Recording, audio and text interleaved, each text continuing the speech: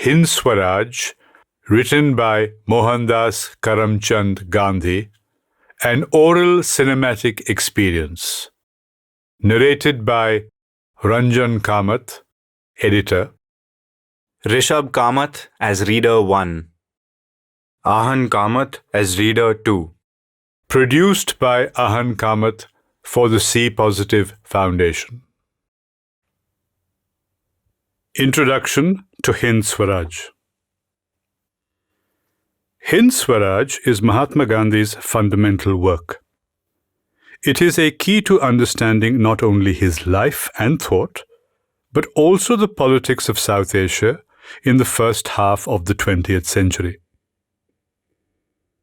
Hind Swaraj is Gandhi's seminal work. It is also a work which he himself translated from Gujarati into English. It was through this, not the Gujarati text, that he hoped, as he put it, to use the British race for transmitting his mighty message of ahimsa to the rest of the world. And it was to this text that he returned throughout his career as if to the source of his inspiration.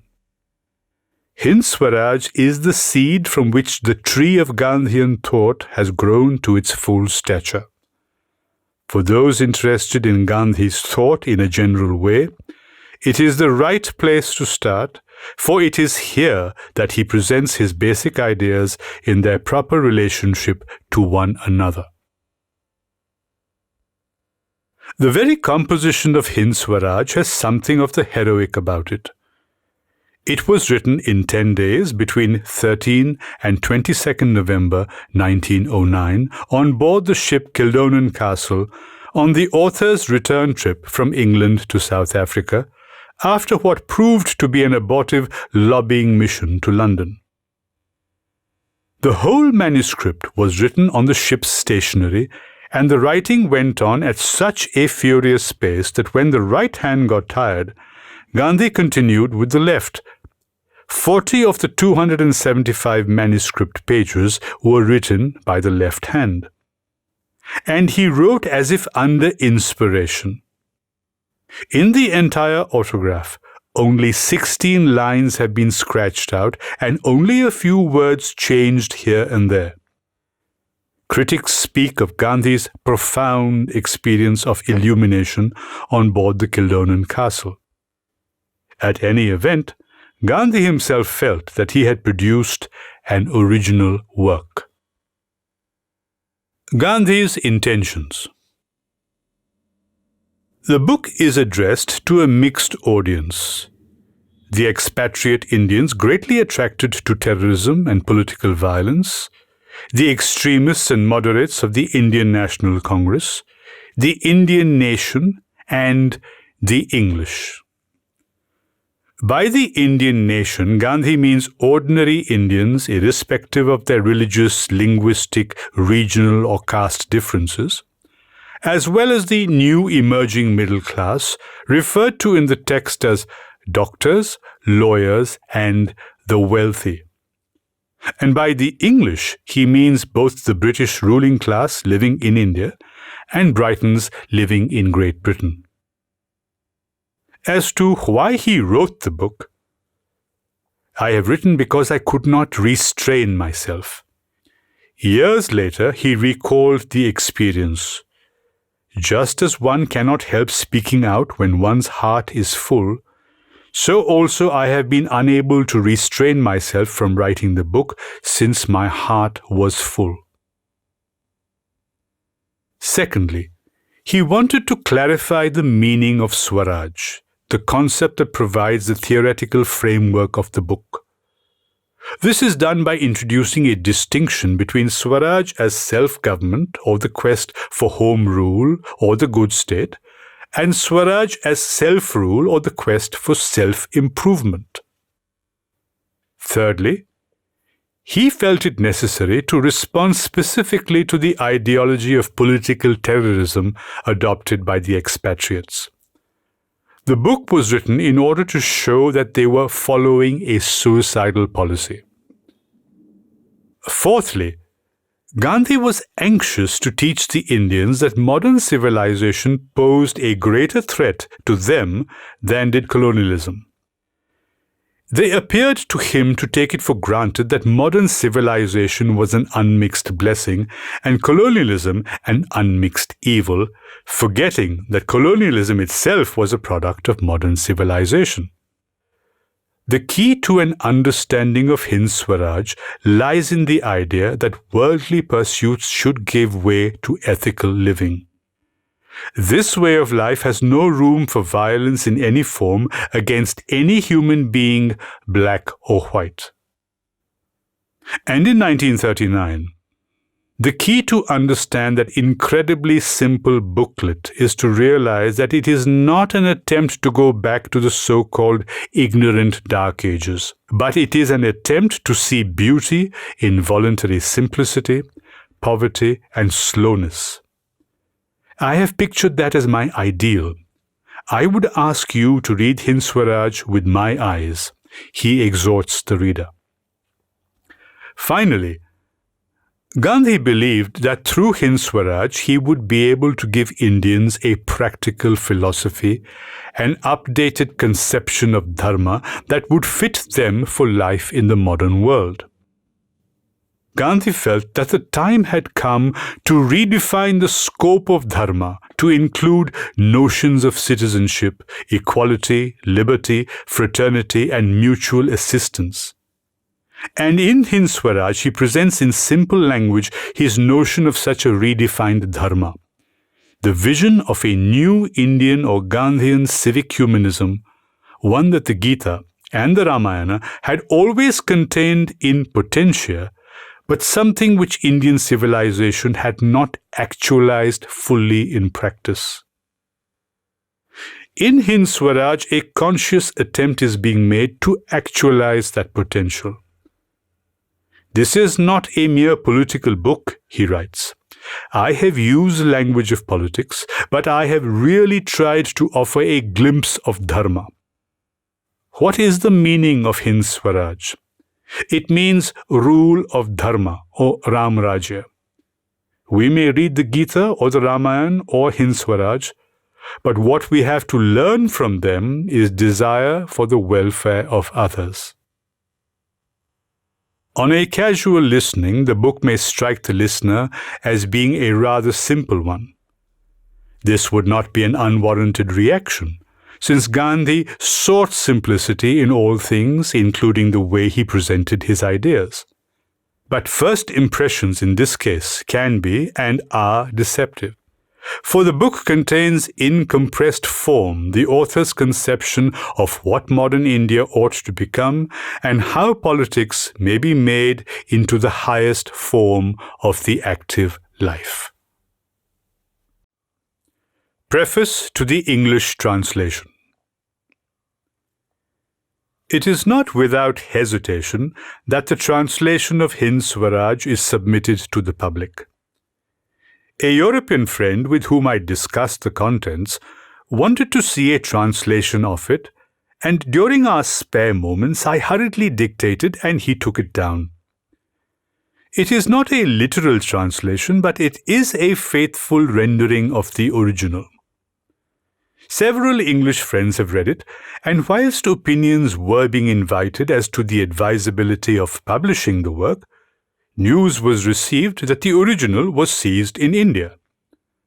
This information hastened the decision to publish the translation without a moment's delay. My fellow workers at the International Printing Press shared my view, and by working overtime, a labor of love, they have enabled me to place the translation before the public in an unexpectedly short time. The work is being given to the public at what is practically cost price. But without the financial assistance of the many Indians who promised to buy copies for themselves and for distribution, it might never have seen the light of day. I am quite aware of the many imperfections in the original. The English rendering, besides sharing these, must naturally exaggerate them owing to my inability to convey the exact meaning of the original. Some of the friends who have read the translation have objected that the subject matter has been dealt with in the form of a dialogue. I have no answer to offer to this objection, except that the Gujarati language readily lends itself to such treatment and that it is considered the best method of treating difficult subjects. Had I written for English readers in the first instance, the subject would have been handled in a different manner. Moreover, the dialogue as it has been given actually took place between several friends, mostly readers of Indian opinion, and myself. Whilst the views expressed in Hind Swaraj are held by me, I have but endeavoured humbly to follow Tolstoy, Ruskin, Thoreau, Emerson, and other writers, besides the masters of Indian philosophy. Tolstoy has been one of my teachers for a number of years. Those who want to see a corroboration of the views submitted in the following chapters will find it in the works of the above-named masters. Had I not known that there was a danger of methods of violence becoming popular, even in South Africa, had I not been called upon by hundreds of my countrymen and not a few English friends to express my opinion on the nationalist movement in India, I would even have refrained for the sake of the struggle from reducing my views in writing. But occupying the position I do, it would have been cowardice on my part to postpone publication under the circumstances just referred to. M.K. Gandhi, Johannesburg, March 20th, 1910. Forward. I have written some chapters on the subject of Indian Home Rule which I venture to place before the readers of Indian opinion. I have written because I could not restrain myself. I have read much, I have pondered much during the stay for 4 months in London of the Transvaal Indian deputation. I discussed things with as many of my countrymen as I could. I met too as many Englishmen as it was possible for me to meet. I consider it my duty now to place before the readers of Indian opinion the conclusions which appear to me to be final. The Gujarati subscribers of Indian opinion number about 800. I am aware that for every subscriber there are at least 10 persons who read the paper with zest. Those who cannot read Gujarati have the paper read to them. Such persons have often questioned me about the condition of India. Similar questions were addressed to me in London. I felt, therefore, that it might not be improper for me to ventilate publicly the views expressed by me in private.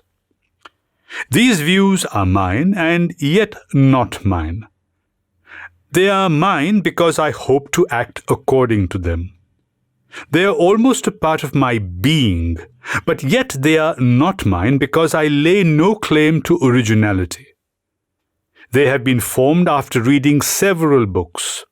That which I dimly felt received support from these books. The views I venture to place before the reader are, needless to say, held by many Indians not touched by what is known as civilization. But I ask the reader to believe me when I tell him that they are also held by thousands of Europeans.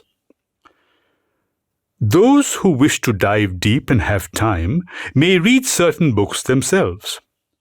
If time permits me, I hope to translate portions of such books for the benefit of the readers of Indian opinion. If the readers of Indian opinion and others who may see the following chapters will pass their criticism on to me, I shall feel obliged to them. The only motive is to serve my country, to find out the truth and to follow it. If, therefore, my views are proved to be wrong, I shall have no hesitation in rejecting them. If they are proved to be right, I would naturally wish for the sake of the motherland that others should adopt them. To make it easy reading, the chapters are written in the form of a dialogue between the reader and the editor. M.K. Gandhi, Kildonan Castle, November 22nd, 1909. Do you expect England this time will give India full self-government? That also is more than I can say. But you are hopeful. I am an optimist. You are an optimist. Chapter 1: The Congress and its Officials.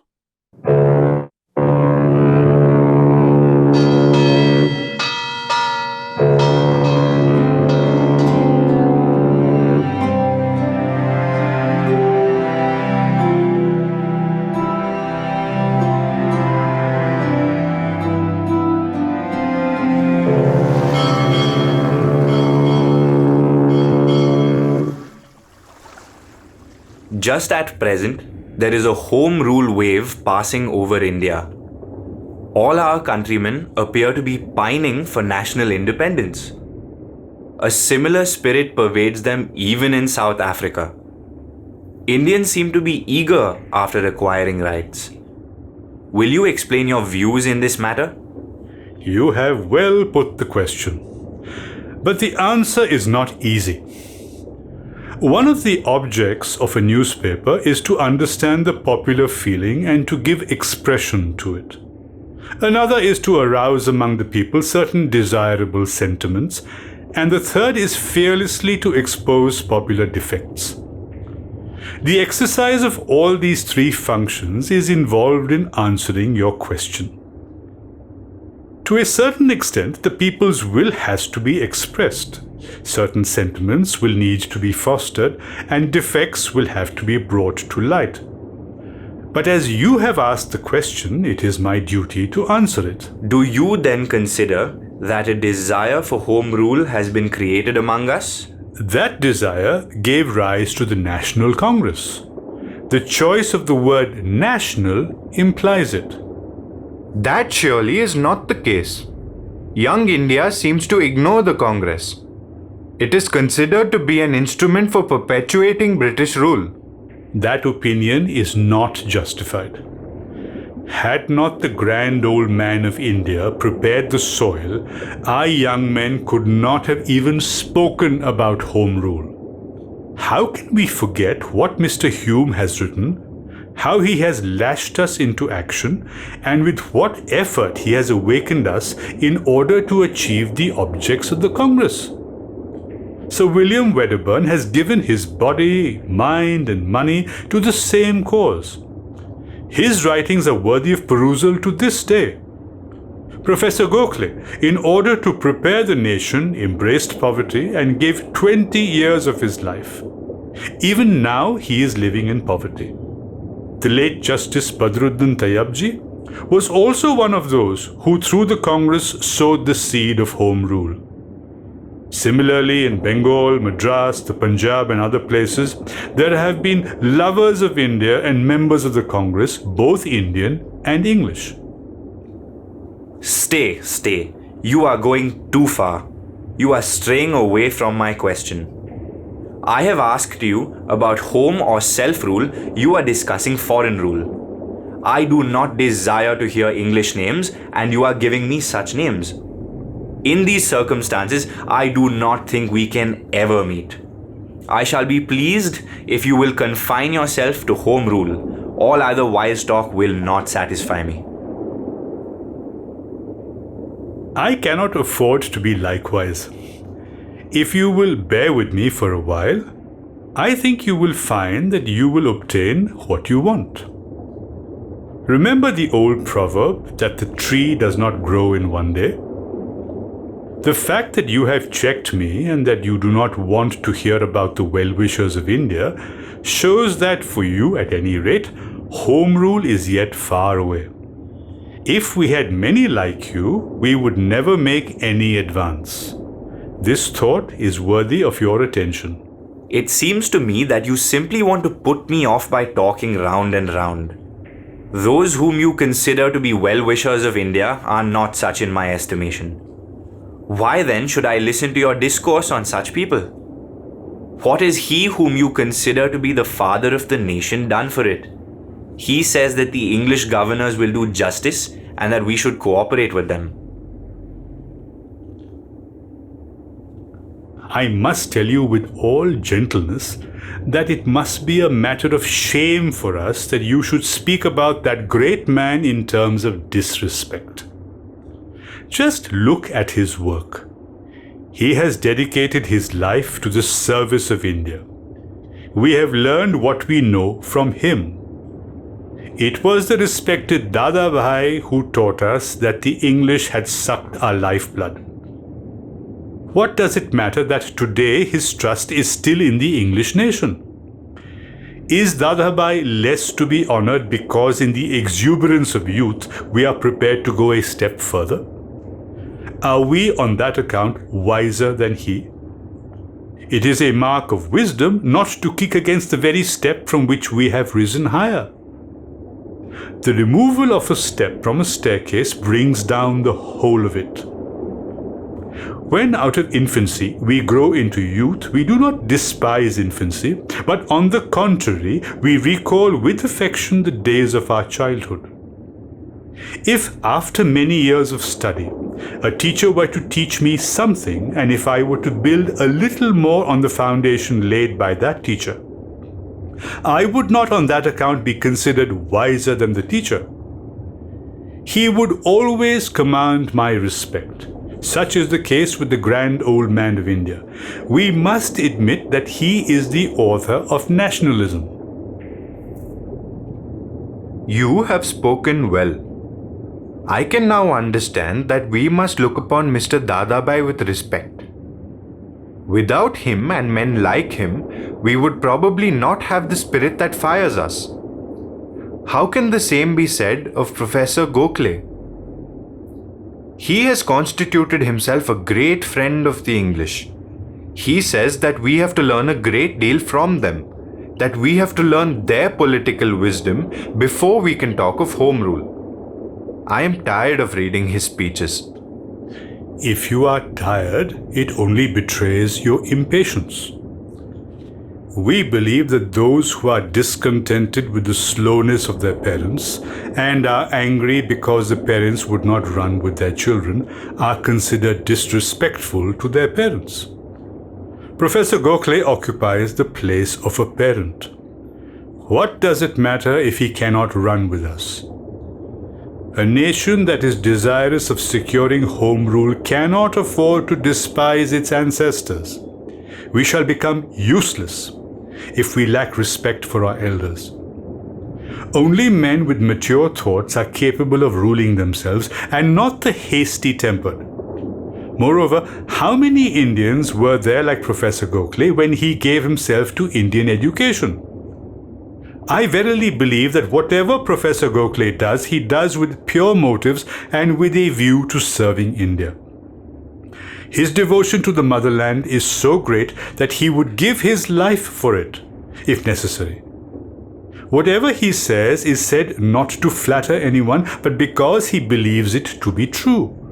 We are bound, therefore, to entertain the highest regard for him. Are we then to follow him in every respect? I never said any such thing.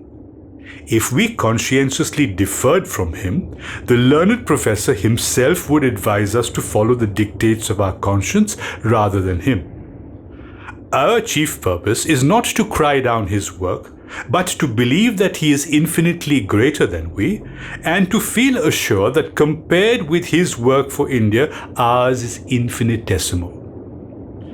Several newspapers write disrespectfully of him.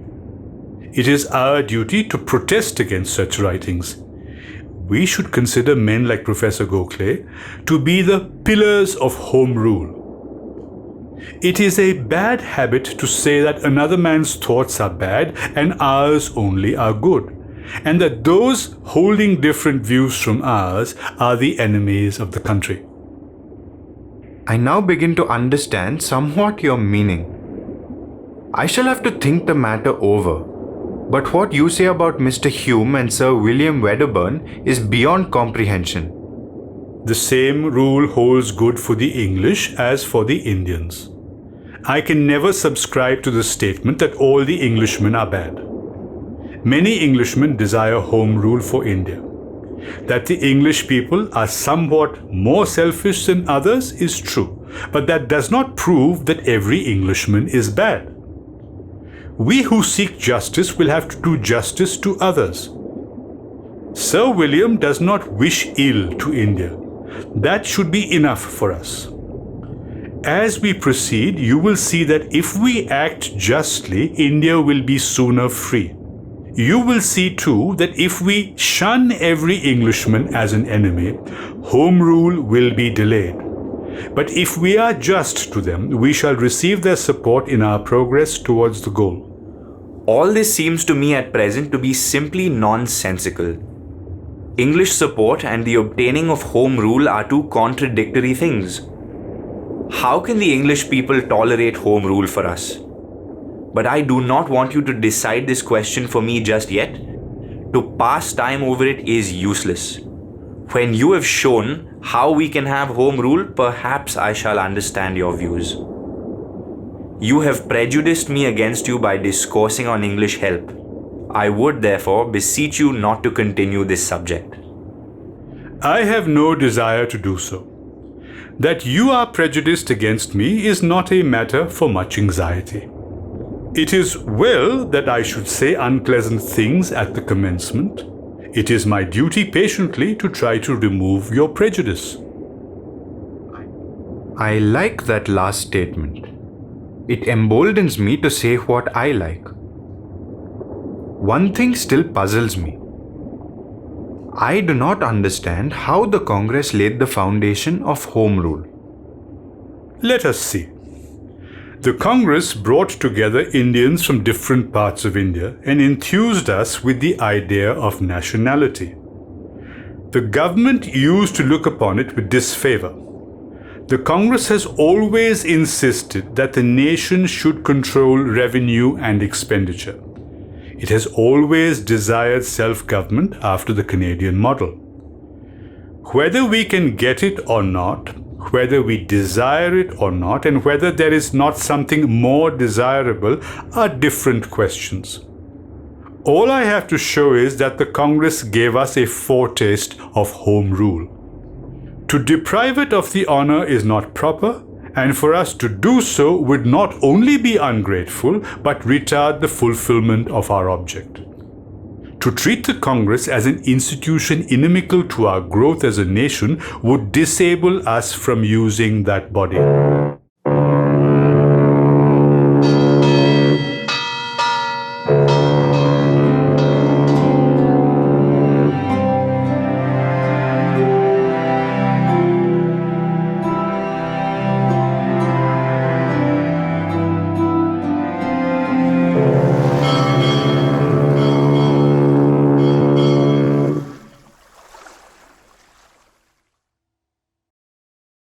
Chapter 2: The Partition of Bengal.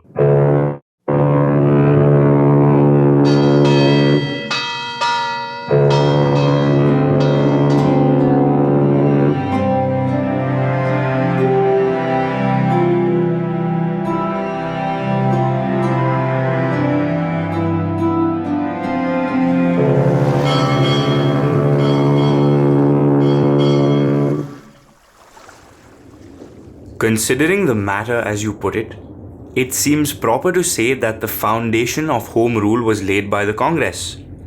But you will admit that it cannot be considered a real awakening. When and how did the real awakening take place? The seed is never seen. It works underneath the ground, is itself destroyed, and the tree which rises above the ground is alone seen. Such is the case with the Congress. Yet, what you call the real awakening took place after the partition of Bengal. For this we have to be thankful to Lord Curzon. At the time of the partition, the people of Bengal reasoned with Lord Curzon, but in the pride of power, he disregarded all their prayers. He took it for granted that Indians could only prattle, that they could never take any effective steps. He used insulting language and, in the teeth of all opposition, partitioned Bengal. That day may be considered to be the day of the partition of the British Empire. The shock that the British power received through the partition has never been equaled by any other act. This does not mean that the other injustices done to India are less glaring than that done by the partition. The salt tax is not a small injustice. We shall see many such things later on, but the people were ready to resist the partition. At that time, the feeling ran high. Many leading Bengalis were ready to lose their all. They knew their power, hence the conflagration. It is now well nigh unquenchable. It is not necessary to quench it either. Partition will go, Bengal will be reunited, but the rift in the English Baroque will remain. It must daily widen. India awakened is not likely to fall asleep. Demand for abrogation of partition is tantamount to demand for home rule.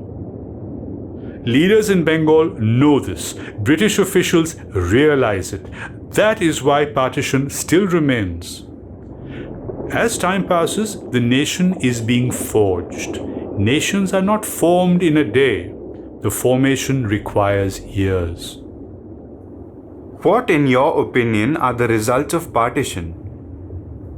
Hitherto we have considered that, for redress of grievances, we must approach the throne, and if we get no redress, we must still accept that we may still petition.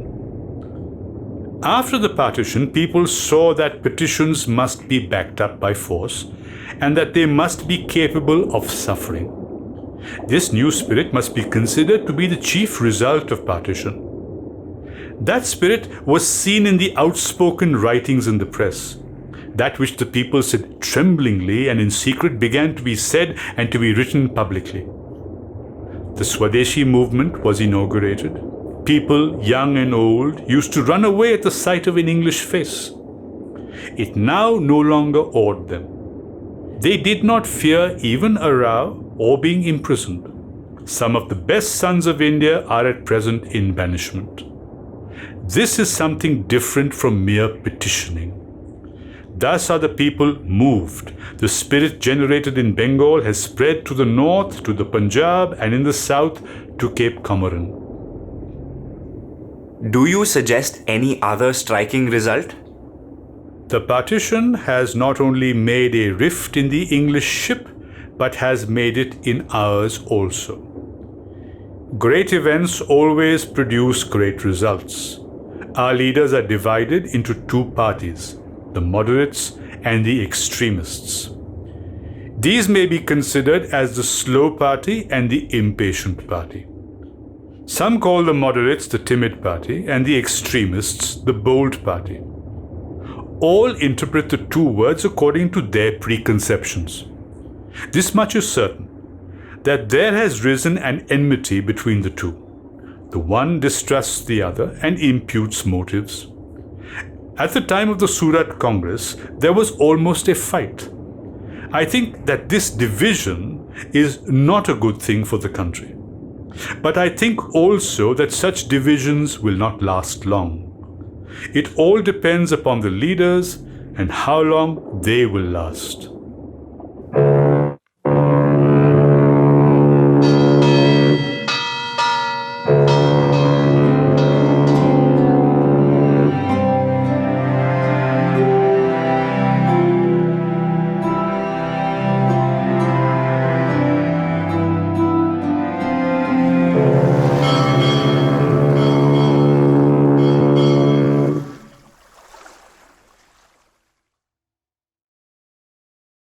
Chapter 3: Discontent and Unrest.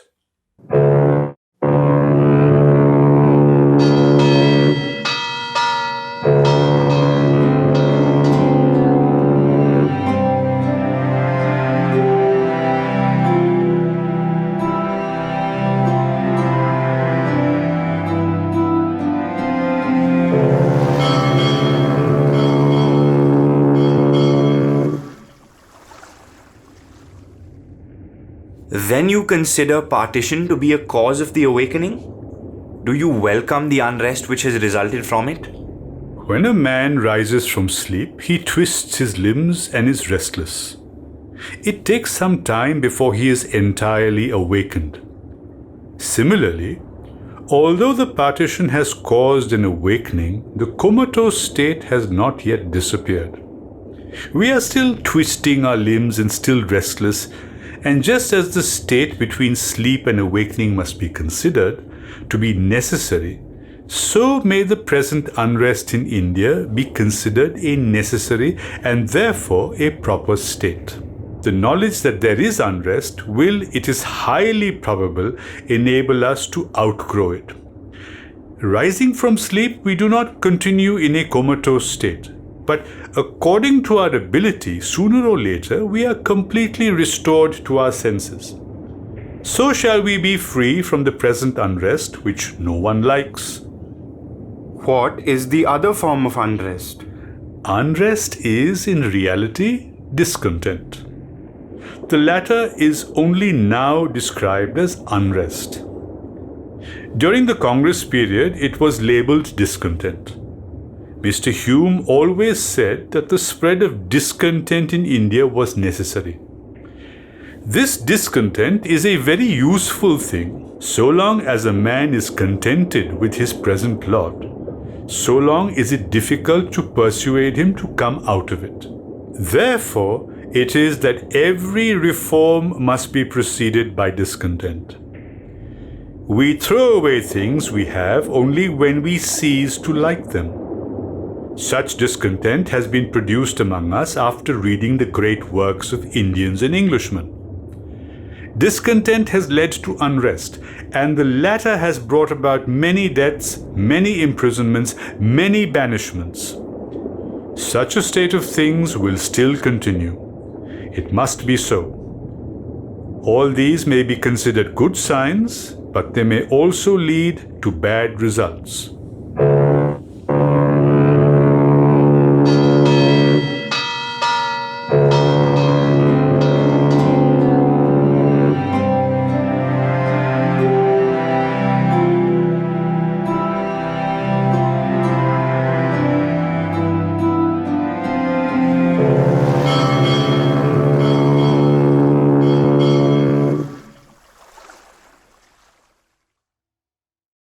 Chapter 4, Historical Context, the Indian Nationalist Movement. The Raj, among other things, made one historic contribution to India's development. It occasioned the fundamental debate on the nature of her national identity, which in some ways continues to this day. Gandhi states his case in Hind Swaraj. It is that Indians have a common identity, that they constitute a praja, nation, a term newly introduced by Hind Swaraj, and that Indian nationalism should never legitimize violence as a means of national liberation. As a journalist in South Africa, Gandhi was quite well informed of what was going on in the subcontinent.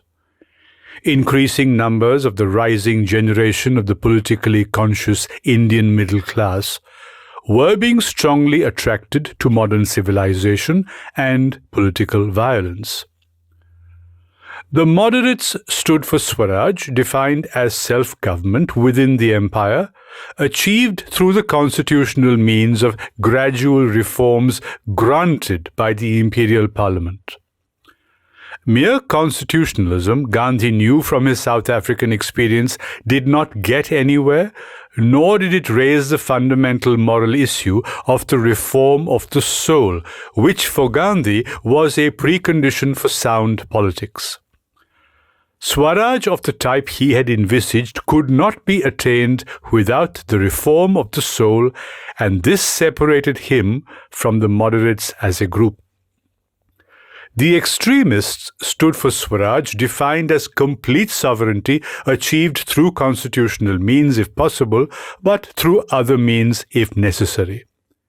In short, The moderates have begun well with good intentions, but it is time that they rethought their goals, methods, and priorities. For there is an alternative to both uncreative constitutionalism and violent extremism.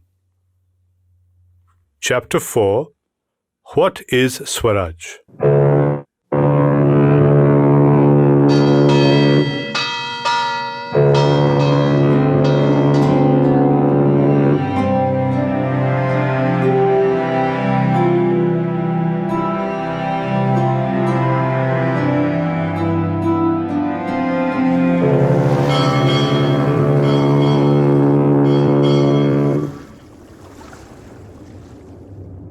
I have now learnt what the Congress has done to make India one nation, how the partition has caused an awakening, and how discontent and unrest have spread through the land.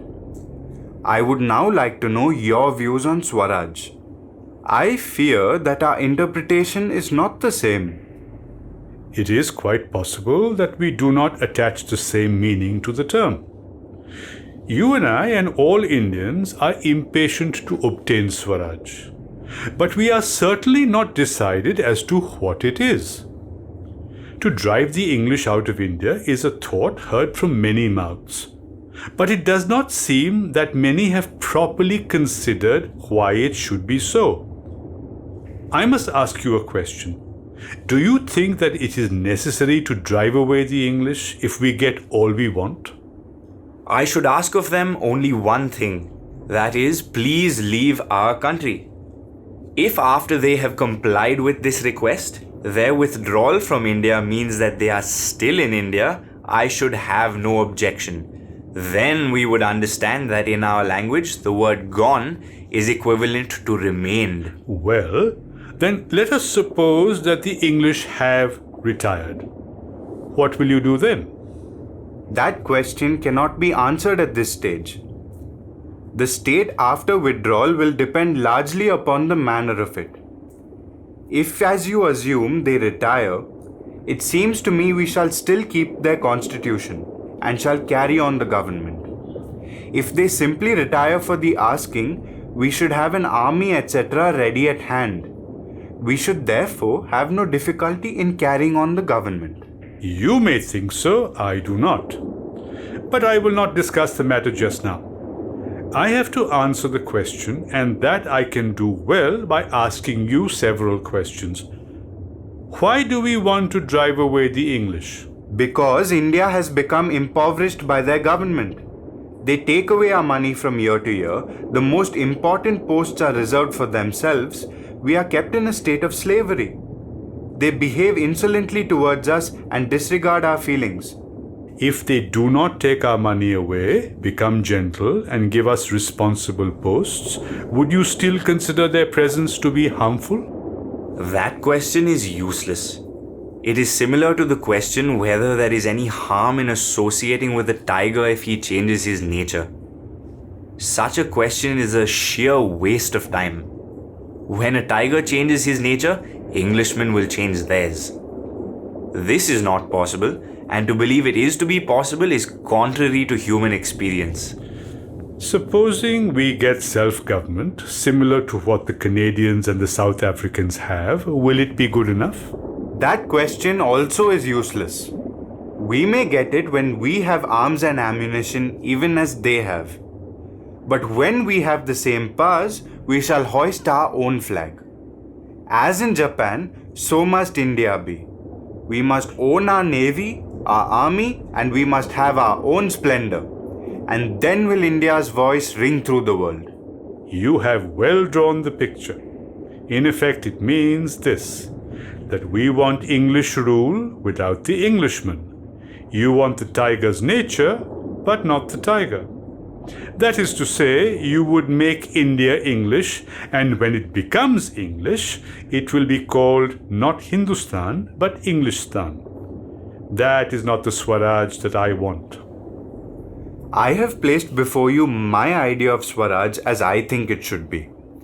If the education we have received be of any use, if the works of Spencer, Mill and others be of any importance, and if the English Parliament be the mother of parliaments, I certainly think that we should copy the English people, and this to such an extent that just as they do not allow others to obtain a footing in their country, so should we not allow them or others to obtain it in ours.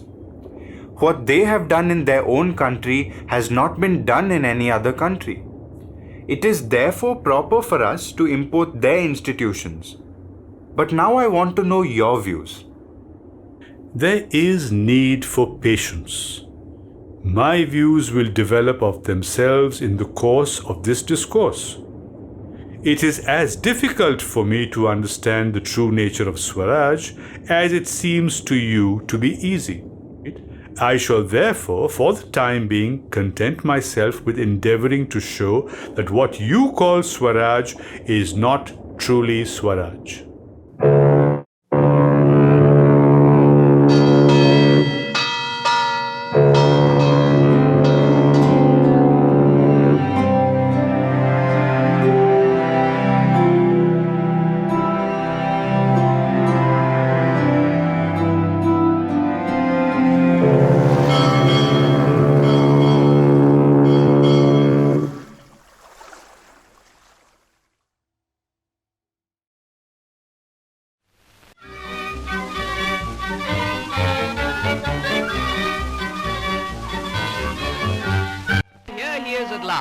The mystery man of India. Our first glimpse as the Rajputana came alongside at Marseille. And here comes Mr. Gandhi, dressed as he said he would be, in just his loincloth, even in the chilly climes of Europe.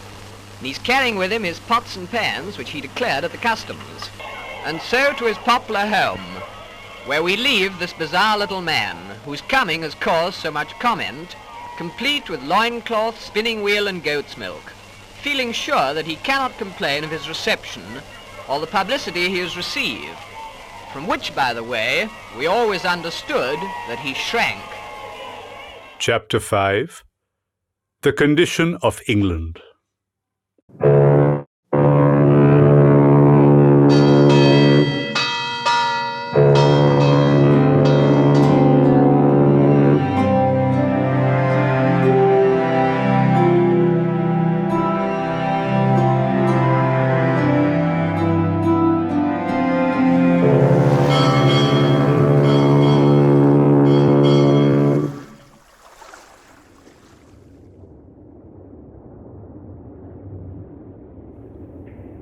Then, from your statement, I deduce that the government of England is not desirable and not worth copying by us?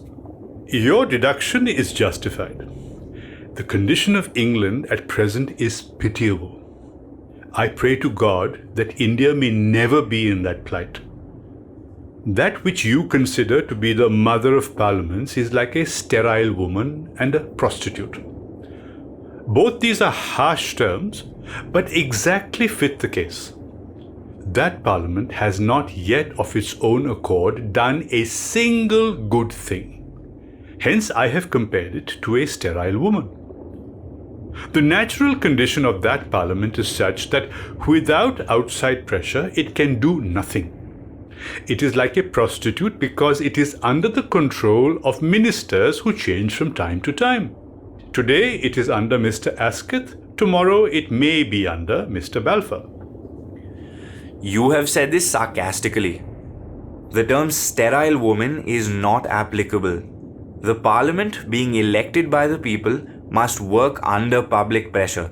This is its quality. You are mistaken. Let us examine it a little more closely. The best men are supposed to be elected by the people. The members serve without pay, and therefore it must be assumed only for the public weal. The electors are considered to be educated, and therefore we should assume that they would not generally make mistakes in their choice. Such a parliament should not need the spur of petitions or any other pressure. Its work should be so smooth that its effect would be more apparent day by day. But as a matter of fact, it is generally acknowledged that the members are hypocritical and selfish. Each thinks of his own little interest. It is fear that is the guiding motive. What is done today may be undone tomorrow. It is not possible to recall a single instance in which finality can be predicated for its work. When the greatest questions are debated, its members have been seen to stretch themselves and to doze. Sometimes the members talk away until the listeners are disgusted. Carlyle has called it the talking shop of the world. Members vote for their party without a thought. Their so-called discipline binds them to it. If any member, by way of exception, gives an independent vote, he is considered a renegade. If the money and the time wasted by the Parliament were entrusted to a few good men, the English nation would be occupying today a much higher platform. The Parliament is simply a costly toy of the nation. These views are by no means peculiar to me. Some great English thinkers have expressed them. One of the members of that Parliament recently said that a true Christian could not become a member of it. Another said that it was a baby, and if it has remained a baby after an existence of 700 years, when will it outgrow its babyhood? You have set me thinking. You do not expect me to accept at once all you say. You give me entirely novel views. I shall have to digest them. Will you now explain the epithet prostitute?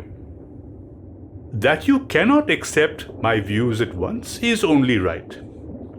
If you will read the literature on this subject, you will have some idea of it.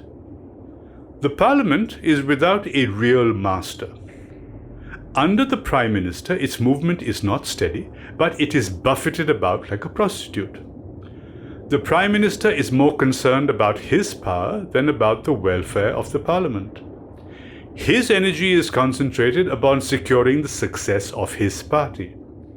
His care is not always that the Parliament shall do right. Prime Ministers are known to have made the Parliament do things merely for party advantage. All this is worth thinking over. Then you are really attacking the very men whom we have hitherto considered to be patriotic and honest. I can have nothing against prime ministers, but what I have seen leads me to think that they cannot be considered really patriotic. If they are to be considered honest because they do not take what is generally known as bribery, let them be so considered, but they are open to subtler influences. In order to gain their ends, they certainly bribe people with honors. I do not hesitate to say that they have neither real honesty nor a living conscience. As you express these views about the Parliament, I would like to hear you on the English people so that I may have your view of their government. To the English voters, their newspaper is their Bible. They take their cue from their newspapers, which latter are often dishonest. The same fact is differently interpreted by different newspapers according to the party in whose interests they are edited. One newspaper would consider a great Englishman to be a paragon of honesty, another would consider him dishonest. What must be the condition of the people whose newspapers are of this type? You shall describe it. These people change their views frequently. It is said that they change them every 7 years. These views swing like the pendulum of a clock and are never steadfast. The people would follow a powerful orator or a man who gives them parties, receptions, etc. As are the people, so is their parliament. They have certainly one quality very strongly developed. They will never allow their country to be lost. If any person were to cast an evil eye on it, they would pluck out his eye. But that does not mean that the nation possesses every other virtue or that it should be imitated. If India copies England, it is my firm conviction that she will be ruined. To what do you ascribe this state of England? It is not due to any peculiar fault of the English people, but the condition is due to modern civilization. It is a civilization only in name. Under it, the nations of Europe are becoming degraded and ruined day by day.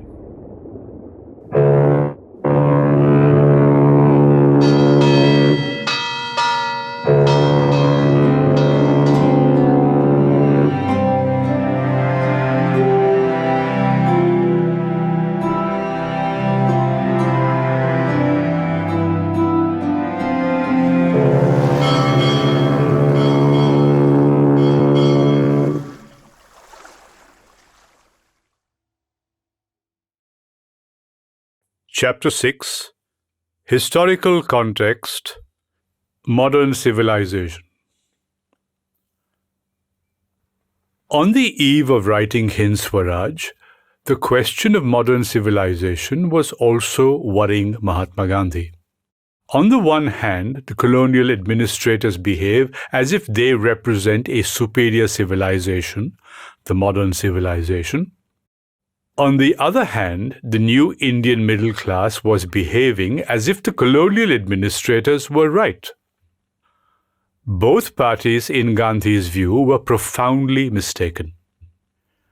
In defending the modern state merely as an efficient system of coercive power and nothing more than that, the colonial administrators were doing India a disservice. And in attempting to modernize India on the pattern of England and Japan, the modern middle class was wreaking economic havoc on India's poor and the rural population. What India needed, he stated bluntly, was to unlearn what it had learned in the last 50 years. And what Britain needed to do is to return to its Christian roots and discard modern civilization. Both India and Britain had to reintegrate whatever was humane in modern civilization within the framework of their own respective traditional religions. At such a time as they could accomplish this, and only then, could they do good to their own peoples and to the rest of the world.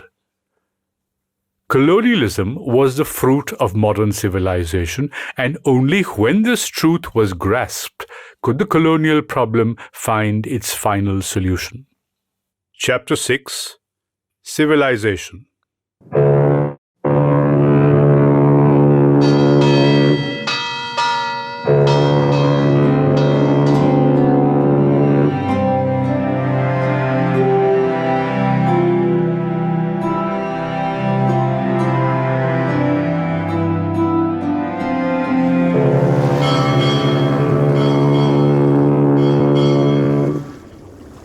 Now you will have to explain what you mean by civilization. It is not a question of what I mean. Several English writers refuse to call that civilization which passes under that name. Many books have been written upon that subject. Societies have been formed to cure the nation of the evils of civilization. A great English writer has written a work called Civilization, Its Cause and Cure. Therein he has called it a disease. Why do we not know this generally?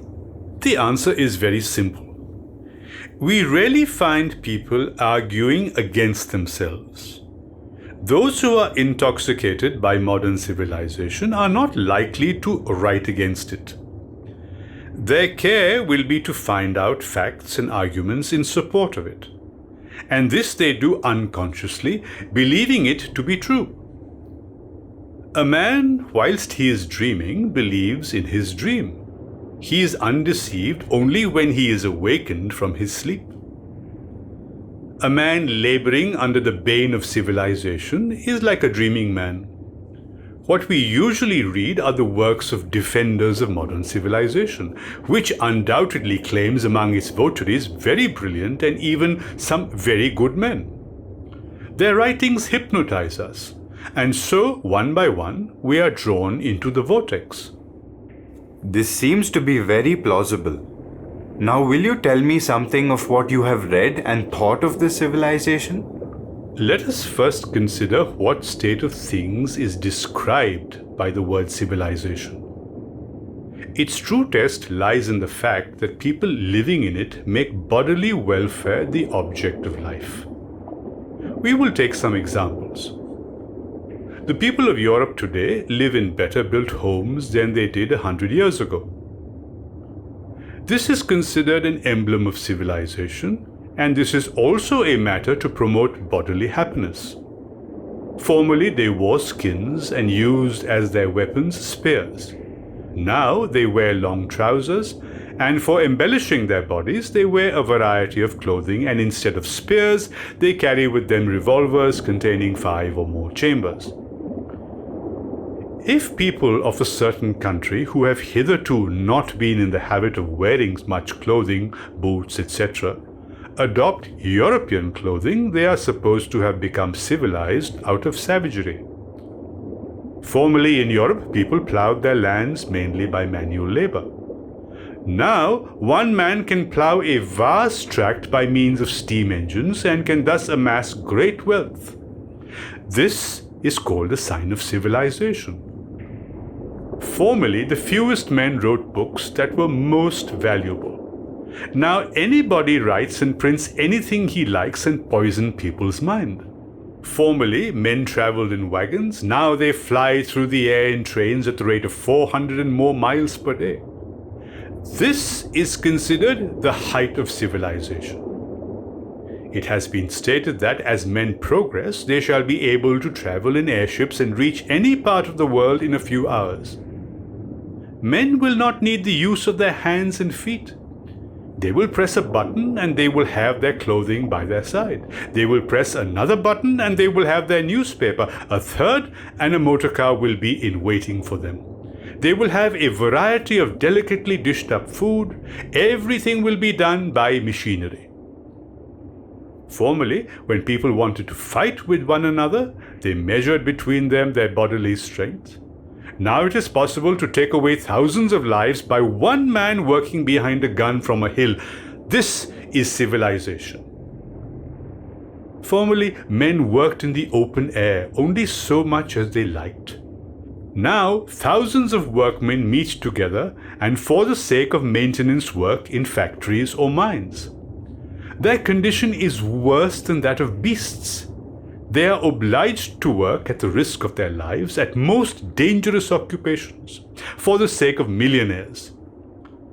Formerly, men were made slaves under physical compulsion. Now they are enslaved by temptation of money and of the luxuries that money can buy. There are now diseases of which people never dreamt before, and an army of doctors is engaged in finding out their cures, and so hospitals have increased. This is a test of civilization. Formerly, special messengers were required and much expense was incurred in order to send letters. Today, anyone can abuse his fellow by means of a letter for 1 penny. True, at the same cost, one can send one's thanks also. Formerly, people had 2 or 3 meals consisting of homemade bread and vegetables. Now they require something to eat every 2 hours, so that they have hardly leisure for anything else. What more need I say? All this you can ascertain from several authoritative books. These are all true tests of civilization. And if anyone speaks to the contrary, know that he is ignorant. This civilization takes note neither of morality nor of religion. Its votaries calmly state that their business is not to teach religion. Some even consider it to be a superstitious growth. Others put on the cloak of religion and prate about morality. But after 20 years' experience, I have come to the conclusion that immorality is often taught in the name of morality. Even a child can understand that in all I have described above, there can be no inducement to morality. Civilization seeks to increase bodily comforts, and it fails miserably even in doing so. This civilization is irreligion, and it has taken such a hold on the people in Europe that those who are in it appear to be half mad. They lack real physical strength or courage. They keep up their energy by intoxication. They can hardly be happy in solitude. Women who should be the queens of households wander in the streets, or they slave away in factories. For the sake of a pittance, 500,000 women in England alone are laboring under trying circumstances in factories or similar institutions. This awful fact is one of the causes of the daily growing suffragette movement. This civilization is such that one has only to be patient and it will be self-destroyed. According to the teaching of Muhammad, this would be considered a satanic civilization. Hinduism calls it the Black Age. I cannot give you an adequate conception of it. It is eating into the vitals of the English nation. It must be shunned. Parliaments are really emblems of slavery. If you will sufficiently think over this, you will entertain the same opinion and cease to blame the English. They rather deserve our sympathy. They are a shrewd nation, and I therefore believe that they will cast off the evil. They are enterprising and industrious, and their mode of thought is not inherently immoral. Neither are they bad at heart. I therefore respect them. Civilization is not an incurable disease, but it should never be forgotten that the English people are at present afflicted by it.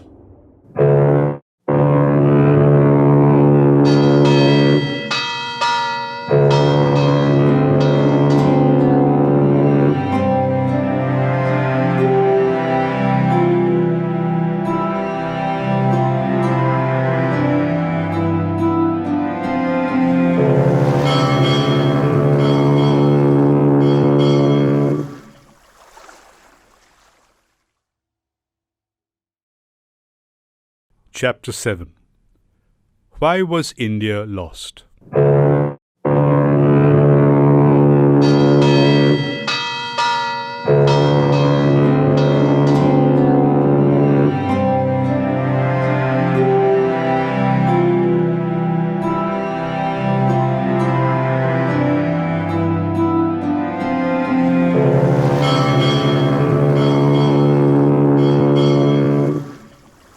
You have said much about civilization, enough to make me ponder over it.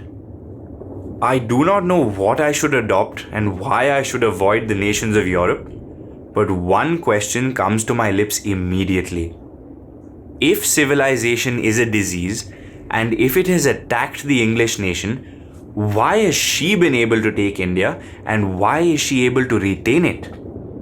Your question is not very difficult to answer, and we shall presently be able to examine the true nature of Swaraj, for I am aware that I still have to answer that question. I will, however, take up your previous question.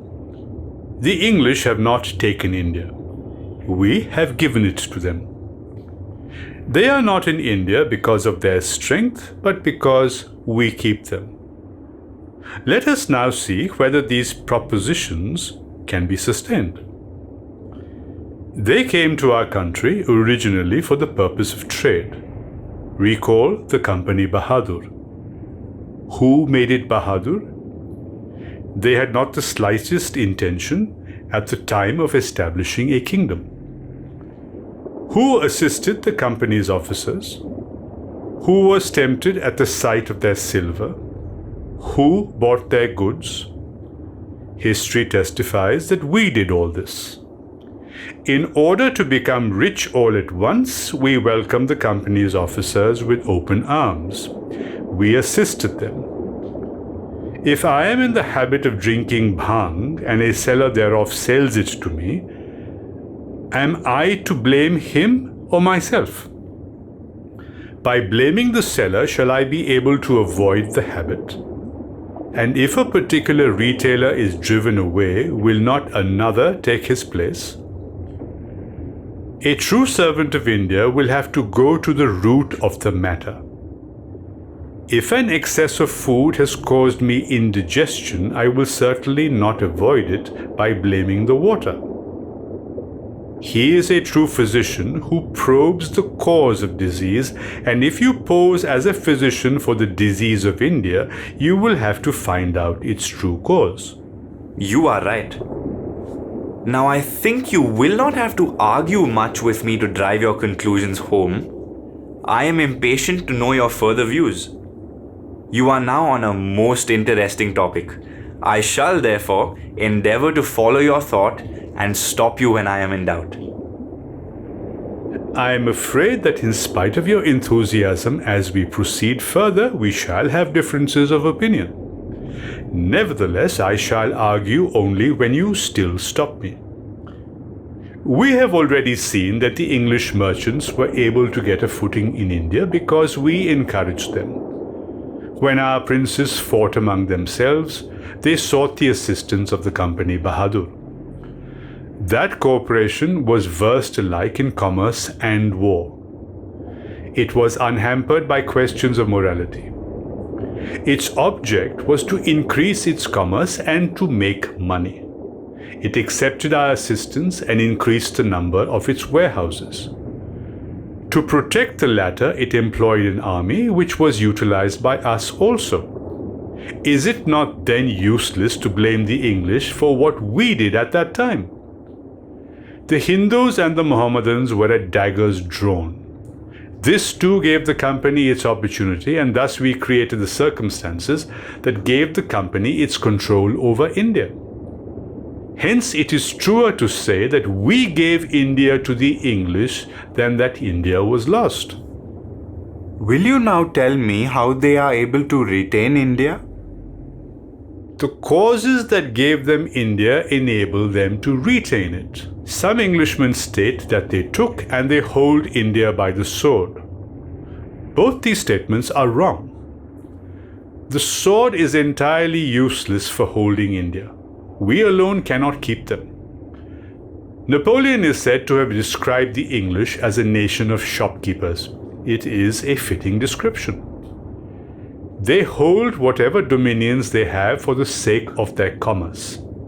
Their army and their navy are intended to protect it. When the Transvaal offered no such attractions, the late Mr. Gladstone discovered that it was not right for the English to hold it. When it became a paying proposition, resistance led to war. Mr. Chamberlain soon discovered that England enjoyed a suzerainty over the Transvaal. It is related that someone asked the late President Kruger whether there was gold in the moon. He replied that it was highly unlikely because if there were, the English would have annexed it. Many problems can be solved by remembering that money is their god. Then it follows that we keep the English in India for our base self-interest. We like their commerce, they please us by their subtle methods and get what they want from us. To blame them for this is to perpetuate their power. We further strengthen their hold by quarreling amongst ourselves.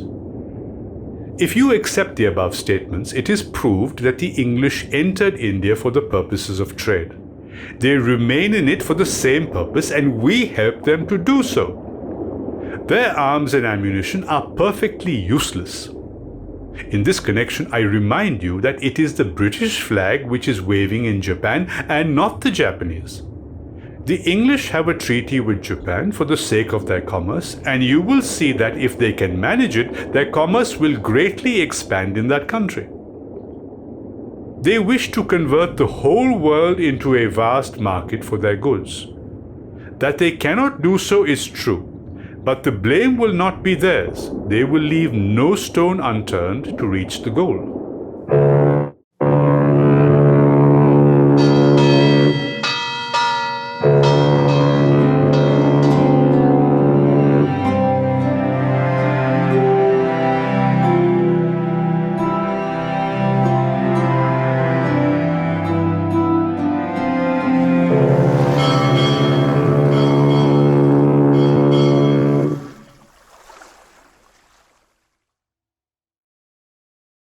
These intimate pictures of Gandhi once more in the limelight as the result of his hunger strike give you an idea of how frail the little Hindu leader was when he began his fast.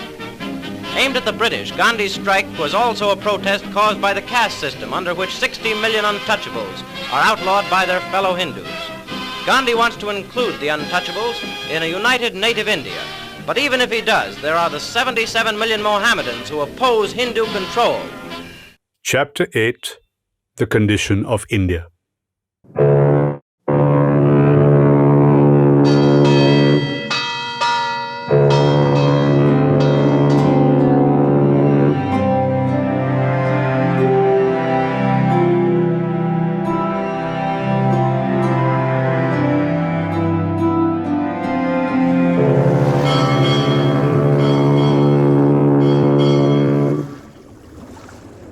I now understand why the English hold India.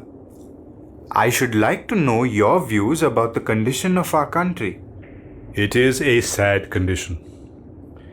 In thinking of it, my eyes water and my throat gets parched. I have grave doubts whether I shall be able sufficiently to explain what is in my heart. It is my deliberate opinion that India is being ground down not under the English heel, but under that of modern civilization. It is groaning under the monster's terrible weight. There is yet time to escape it, but every day makes it more and more difficult. Religion is dear to me, and my first complaint is that India is becoming irreligious. Here I am not thinking of the Hindu, the Mohammedan, or the Zoroastrian religion, but of that religion which underlies all religions. We are turning away from God. How so?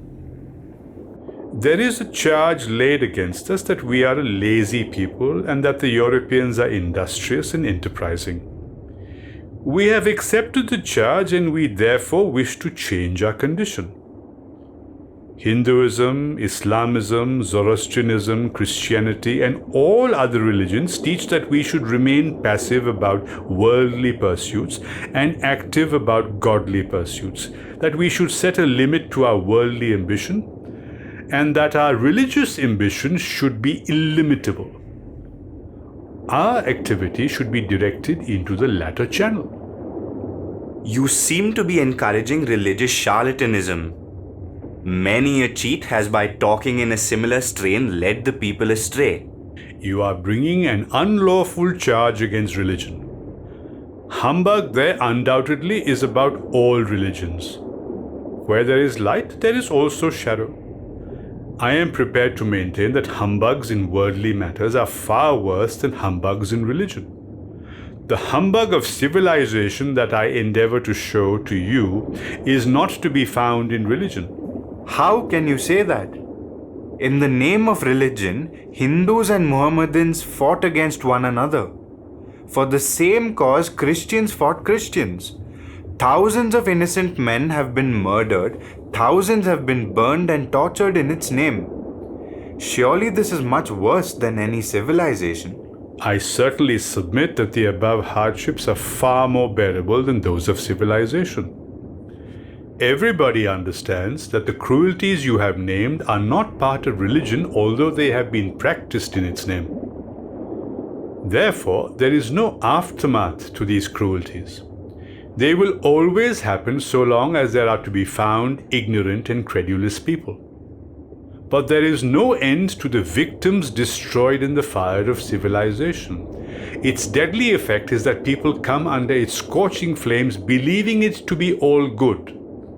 They become utterly irreligious and in reality derive little advantage from the world.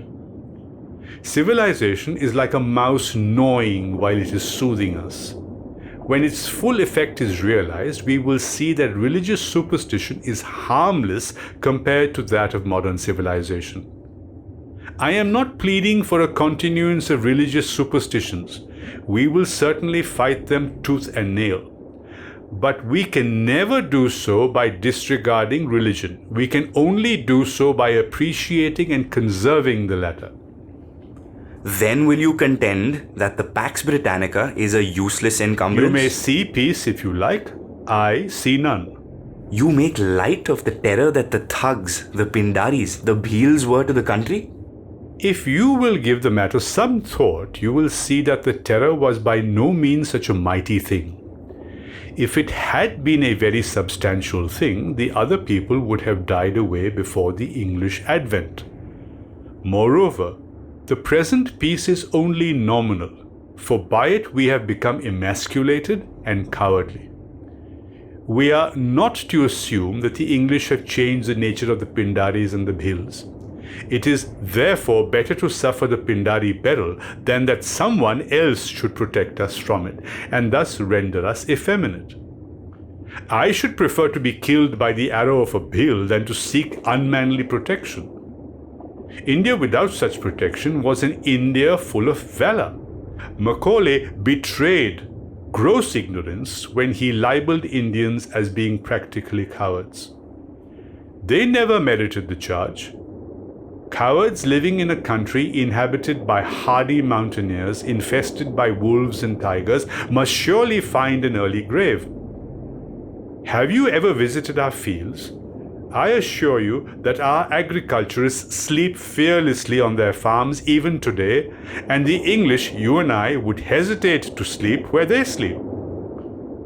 Strength lies in absence of fear, not in the quantity of flesh and muscle we may have on our bodies. Moreover, I must remind you who desire home rule that after all, the Bhils, the Pindaris, the Assamese and the Thugs are our own countrymen. To conquer them is your and my work. So long as we fear our own brethren, we are unfit to reach that goal.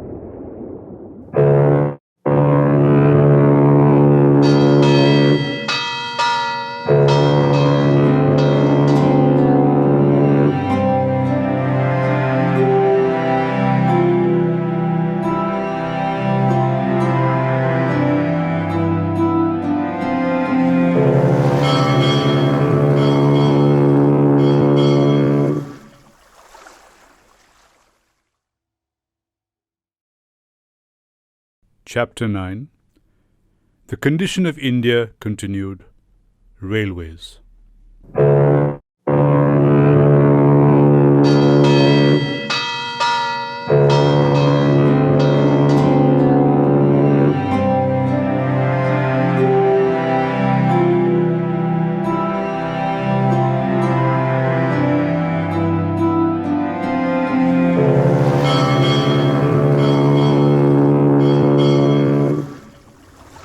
You have deprived me of the consolation I used to have regarding peace in India.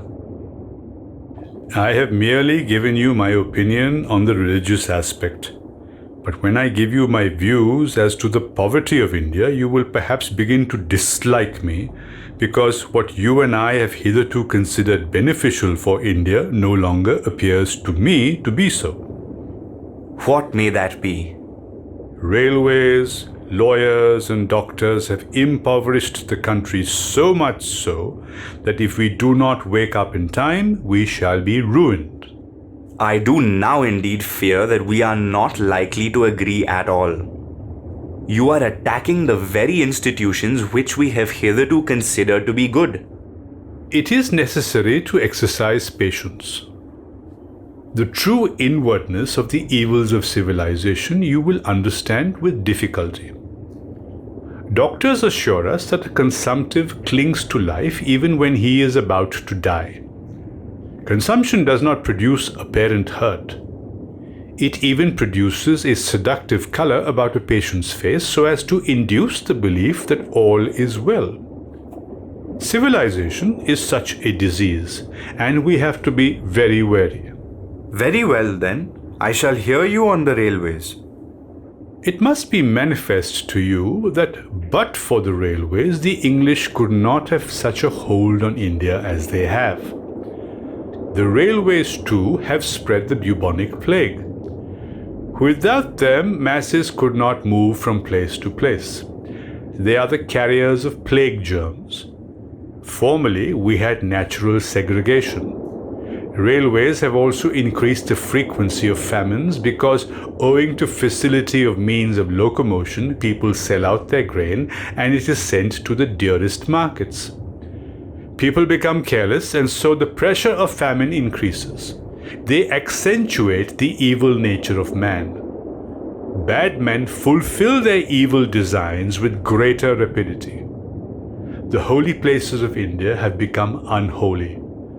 Formerly, people went to those places with great difficulty. Generally, therefore, only the real devotees visited such places. Nowadays, rogues visit them in order to practice their roguery. You have given a one-sided account. Good men can visit these places as well as bad men. Why do they not take the fullest advantage of the railways? Good travels at a snail's pace. It can therefore have little to do with the railways. Those who want to do good are not selfish. They are not in a hurry. They know that to impregnate people with good requires a long time. But evil has wings. To build a house takes time. Its destruction takes none. So the railways can become a distributing agency for the evil one only. It may be a debatable matter whether railways spread famines, but it is beyond dispute that they propagate evil. Be that as it may, all the disadvantages of railways are more than counterbalanced by the fact that it is due to them that we see in India the new spirit of nationalism. I hold this to be a mistake. The English have taught us that we were not one nation before and that it will require centuries before we become one nation. This is without foundation. We were one nation before they came to India. One thought inspired us. Our mode of life was the same. It was because we were one nation that we were able to establish one kingdom. Subsequently, they divided us. This requires an explanation. I do not wish to suggest that because we were one nation, we had no differences. But it is submitted that our leading men traveled throughout India either on foot or in bullock carts. They learned one another's languages and there was no aloofness between them. What do you think could have been the intention of those far-seeing ancestors of ours who established Svetabindu Rameshwar in the south, Jagannath in the southeast, and Hardwar in the north as places of pilgrimage? You will admit that they were no fools. They knew that worship of God could have been performed just as well at home. They taught us that those whose hearts were aglow with righteousness had the Ganges in their own homes, but they saw that India was one undivided land, so made by nature. They therefore argued that it must be one nation. Arguing thus, they established holy places in various parts of India and fired the people with an idea of nationality in a manner unknown to other parts of the world. Any two Indians are one as no two Englishmen are. Only you and I and others who consider ourselves civilized and superior persons imagine that we are many nations. It was after the advent of railways that we began to believe in distinctions, and you are at liberty now to say that it is through the railways that we are beginning to abolish those distinctions. An opium eater may argue the advantage of opium eating from the fact that he began to understand the evil of opium habit after having eaten it. I would ask you to consider well what I have said on the railways. I will gladly do so.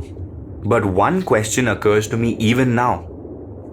You have described to me the India of the pre-Mohammedan period. But now we have the Mohammedans, Parsis and Christians. How can they be one nation? Hindus and Mohammedans are old enemies. Our very proverbs prove it. Mohammedans turn to the west for worship, whilst Hindus turn to the east.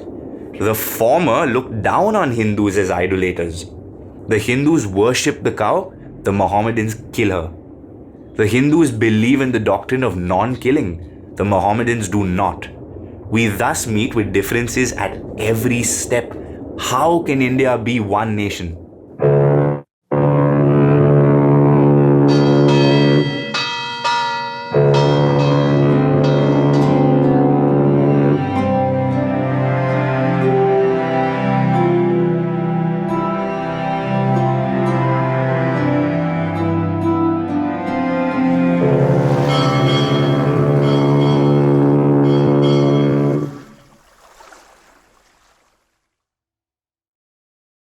Chapter 10, Historical Context, the Indian Muslim. Gandhi's South African experience had given him a deep insight into the peculiar problems that Indian Muslims faced in a pluralist society such as India. He had worked in close harmony with Muslim leaders in all his South African campaigns. On both his London trips, he was accompanied by Muslim leaders of the Indian community. Given this background, Gandhi had no reason to think that Indian Muslims would turn away from the general direction that Indian nationalism was taking. His conceptions of nationalism and Swaraj, he believed, were neutral as far as religion as sect was concerned. His vision of politics as it emerges in 1909 saw Indians as primarily members of a single nation, Praja, and only secondarily as members of a sect or a caste or a religion. Indians whose humanity would be strong enough to enable them to tolerate difference within the context of a deeper national identity. According to Hind Swaraj, a major obstacle to Indian self-government is the sectarian nationalism fostered by certain sections of both Muslims and Hindus. The solution to this evil lies in the development of a moderate liberal nationalism based on the concept of praja, reintroduced into the political vocabulary by Hind Swaraj. In an effort to free religion of the evil of sectarianism, Gandhi introduces his famous distinction between religion as organization and religion as ethics and spirituality. Underlying all organized religions, there is a universal ethic and spirituality which teaches the unconditional love of God and the neighbor. At the same time, religion as organization serves as a convenient means of maintaining a certain type of pre-political identity and as a means of reaching certain much yearned for spiritual ends. As such, every organized religion has legitimacy. It follows that organized religions ought to practice toleration towards each other. Hind Swaraj teaches that there are good religious reasons for practicing toleration. Chapter 10. The Condition of India continued. The Hindus and the Mohammedans.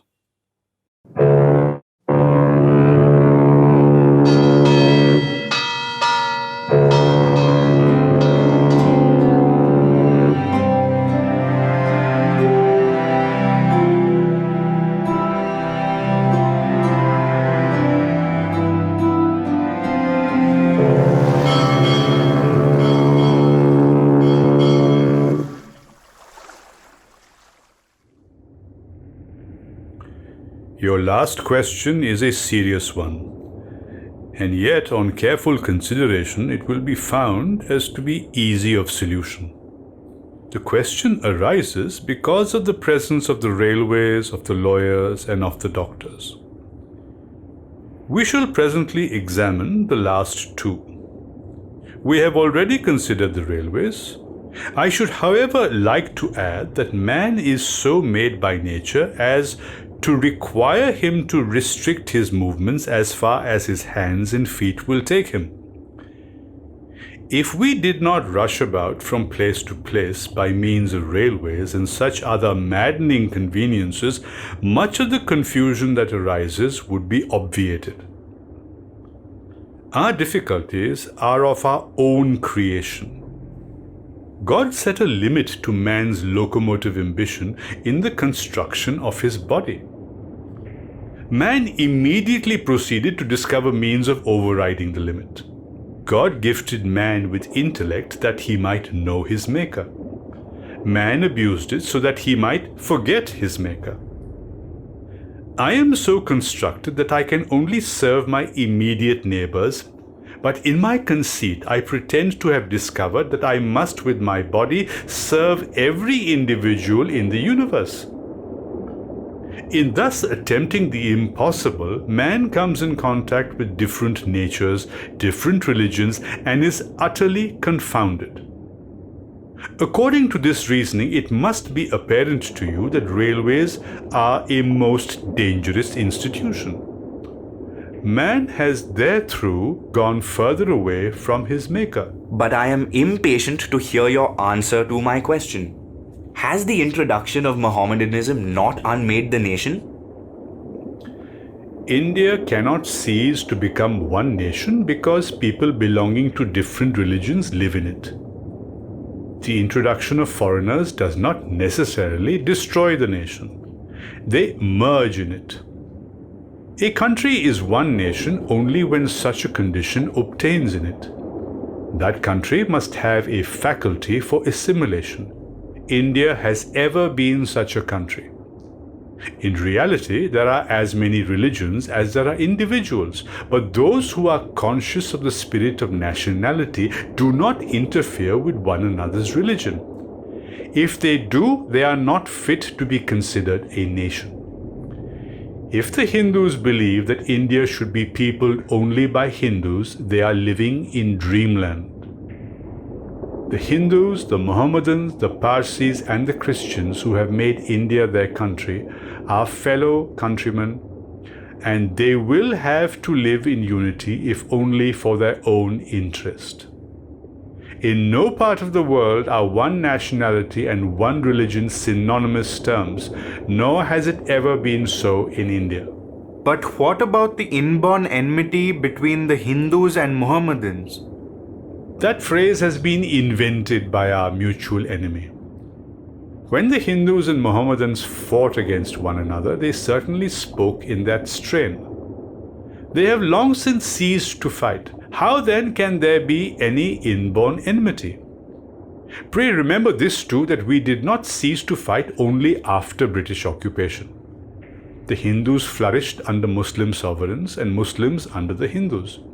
Each party recognized that mutual fighting was suicidal and that neither party would abandon its religion by force of arms.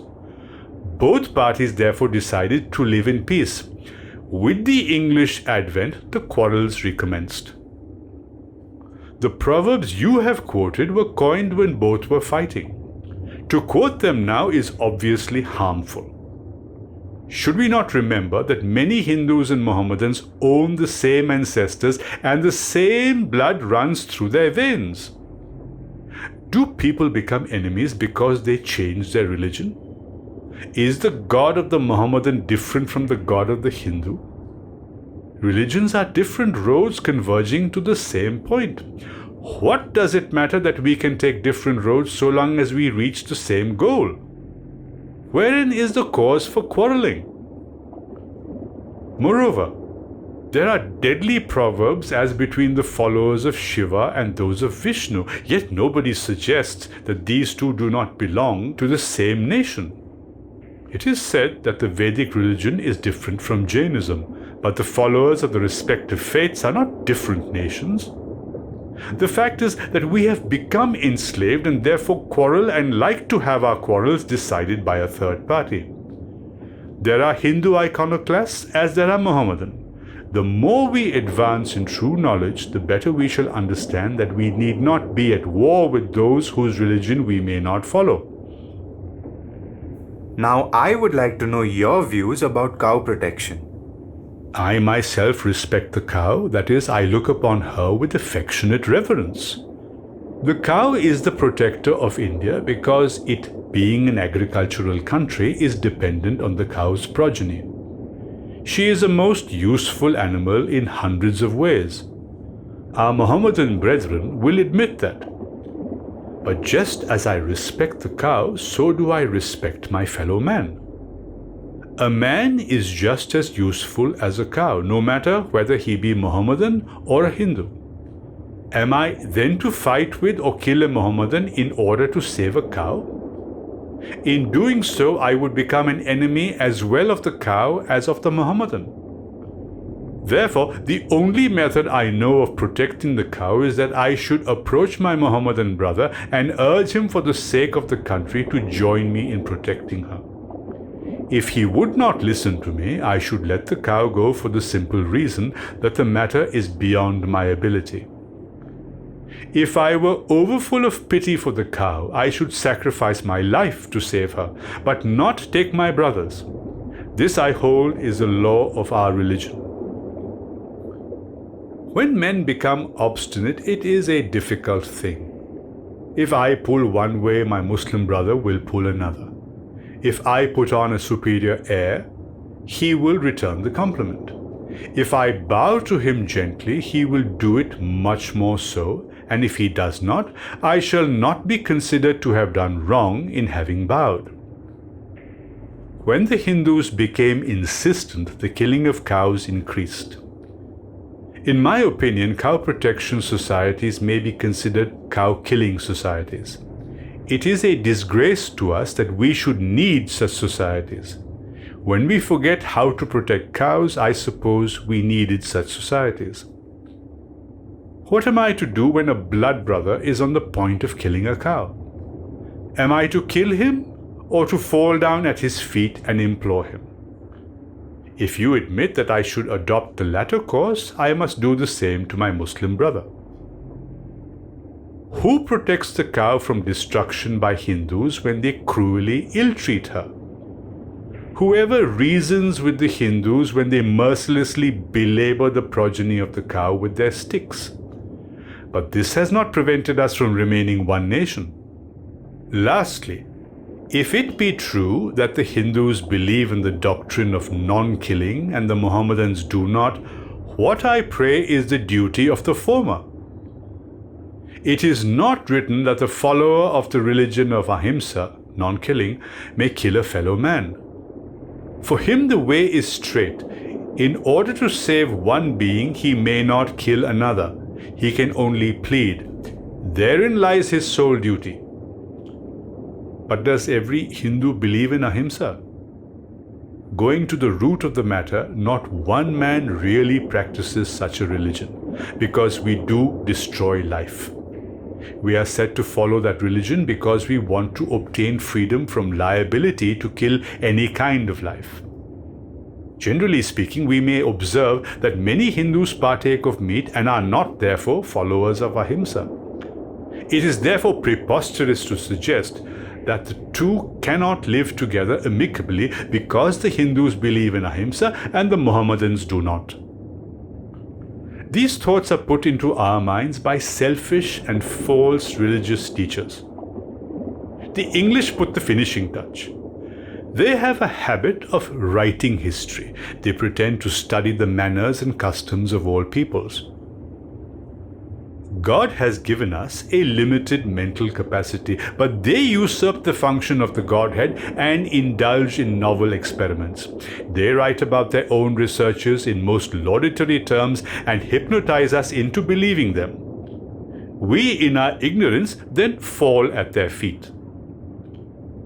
Those who do not wish to misunderstand things may read up the Quran and will find therein hundreds of passages acceptable to the Hindus, and the Bhagavad Gita contains passages to which not a Mohammedan can take exception. Am I to dislike a Mohammedan because there are passages in the Quran I do not understand or like? It takes two to make a quarrel. If I do not want to quarrel with a Mohammedan, the latter will be powerless to foist a quarrel on me, and similarly, I should be powerless if a Mohammedan refuses his assistance to quarrel with me. An arm striking the air will become disjointed. If everyone will try to understand the core of his own religion and adhere to it and will not allow false teachers to dictate to him, there will be no room left for quarreling. But will the English ever allow the two bodies to join hands? This question arises out of your timidity. It betrays our shallowness. If two brothers want to live in peace, is it possible for a third party to separate them? If they were to listen to evil counsels, we would consider them to be foolish. Similarly, we Hindus and Mohammedans would have to blame our folly rather than the English if we allowed them to put us asunder. A clay pot would break through impact, if not with one stone, then with another.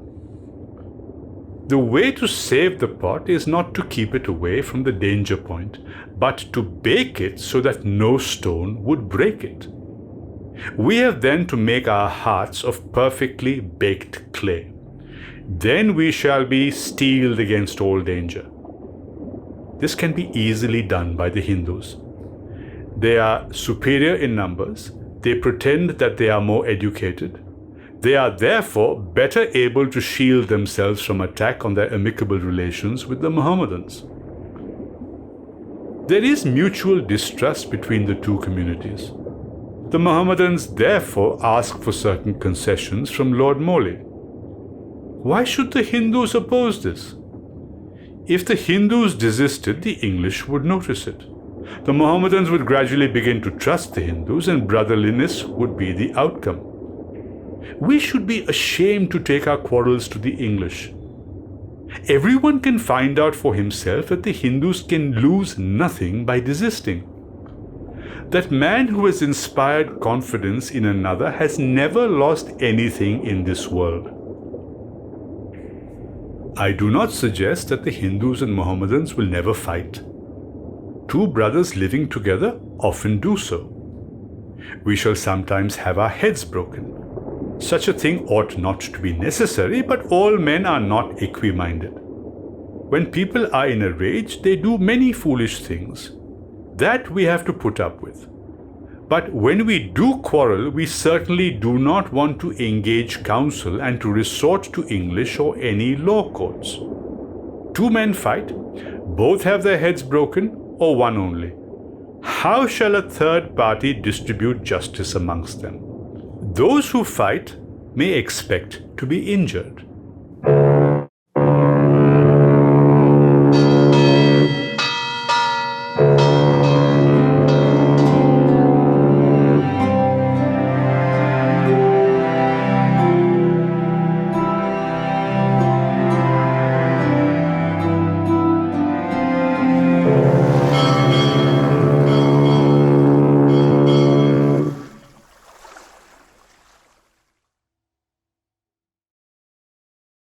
Chapter 11. The Condition of India Continued. Lawyers.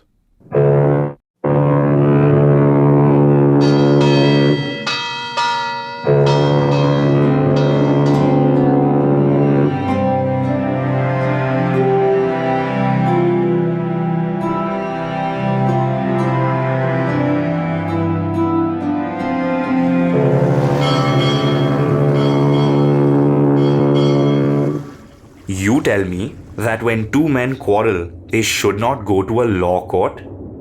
This is astonishing. Whether you call it astonishing or not, it is the truth. And your question introduces us to the lawyers and the doctors. My firm opinion is that the lawyers have enslaved India and that they have accentuated the Hindu-Mohammedan dissensions and have confirmed English authority. It is easy enough to bring these charges, but it will be difficult for you to prove them. But for the lawyers, who would have shown us the road to independence? Who would have protected the poor? Who would have secured justice? For instance, the late Mr. Manmohan Ghosh defended many a poor man free of charge. The Congress, which you have praised so much, is dependent for its existence and activity upon the work of the lawyers. To denounce such an estimable class of men is to spell justice injustice. And you are abusing the liberty of the press by decrying lawyers. At one time, I used to think exactly like you. I have no desire to convince you that they have never done a single good thing. I honor Mr. Ghosh's memory. It is quite true that he helped the poor. That the Congress owes the lawyers something is believable. Lawyers are also men, and there is something good in every man. Whenever instances of lawyers having done good can be brought forward, it will be found that the good is due to them as men rather than as lawyers. All I am concerned with is to show you that the profession teaches immorality. It is exposed to temptations for which few are saved. The Hindus and the Mohammedans have quarreled. An ordinary man will ask them to forget all about it. He will tell them that both must be more or less at fault and will advise them no longer to quarrel. They go to lawyers. The latter's duty is to side with their clients and to find out ways and arguments in favor of the clients to which they, the clients, are often strangers. If they do not do so, they will be considered to have degraded their profession. The lawyers, therefore, will as a rule advance quarrels instead of repressing them.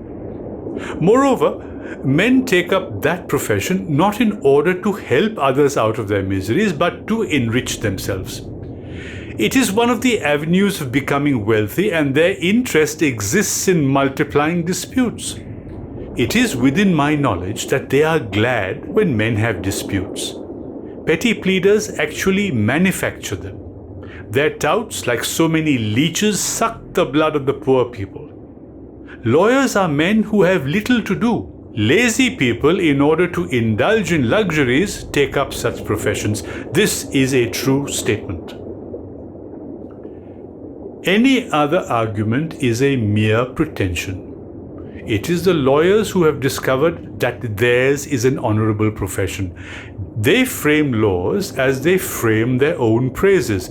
They decide what fees they will charge, and they put on so much side that poor people almost consider them to be heaven-born. Why do they want more fees than common laborers?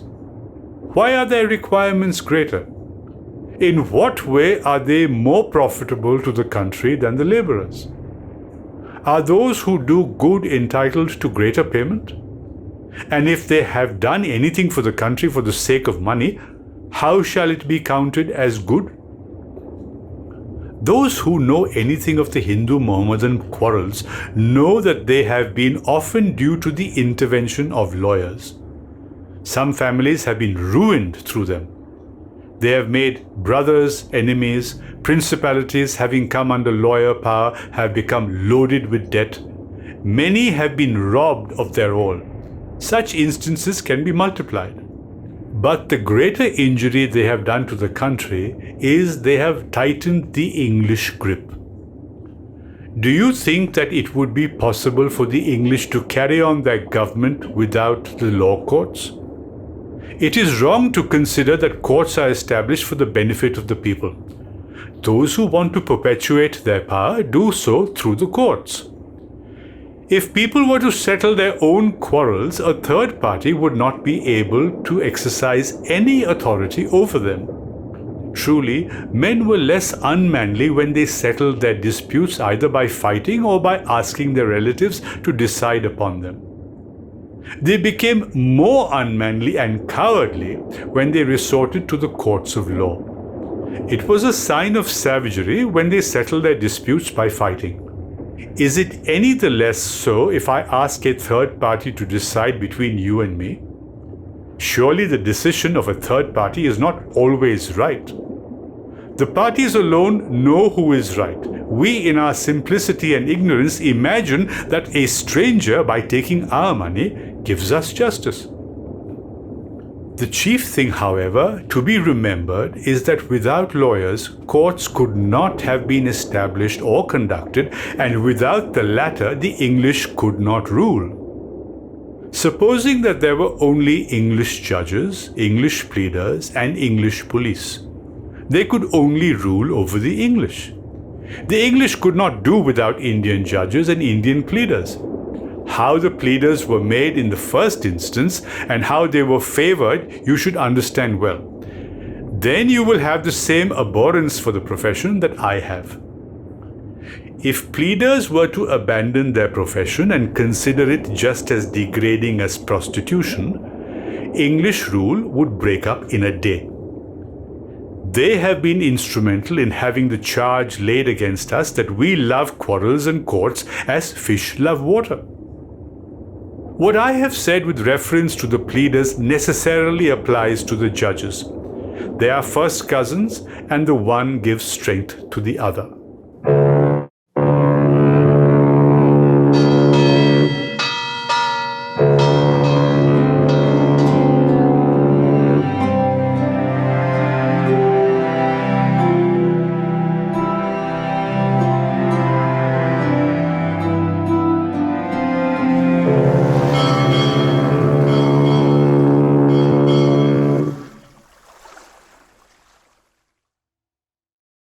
Chapter 12, The Condition of India Continued, Doctors.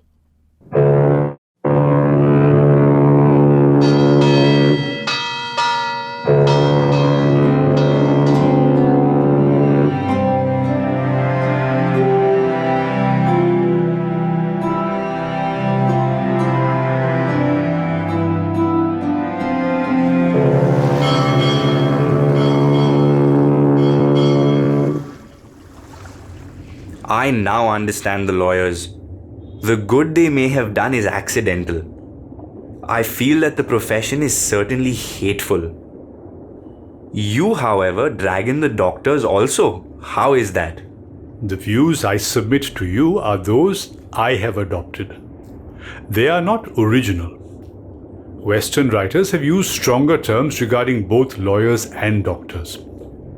One writer has likened the whole modern system to the upas tree. Its branches are represented by parasitical professions, including those of law and medicine, and over the trunk has been raised the axe of true religion. Immorality is the root of the tree. So you will see that the views do not come right out of my mind, but they represent the combined experiences of many. I was at one time a great lover of the medical profession. It was my intention to become a doctor for the sake of the country.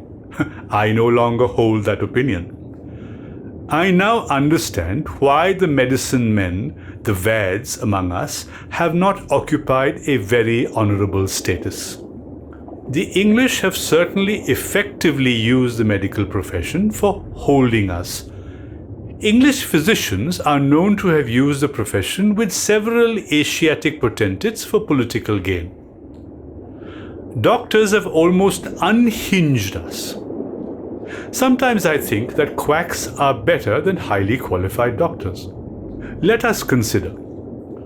The business of a doctor is to take care of the body, or properly speaking, not even that. Their business is really to rid the body of diseases that may afflict it.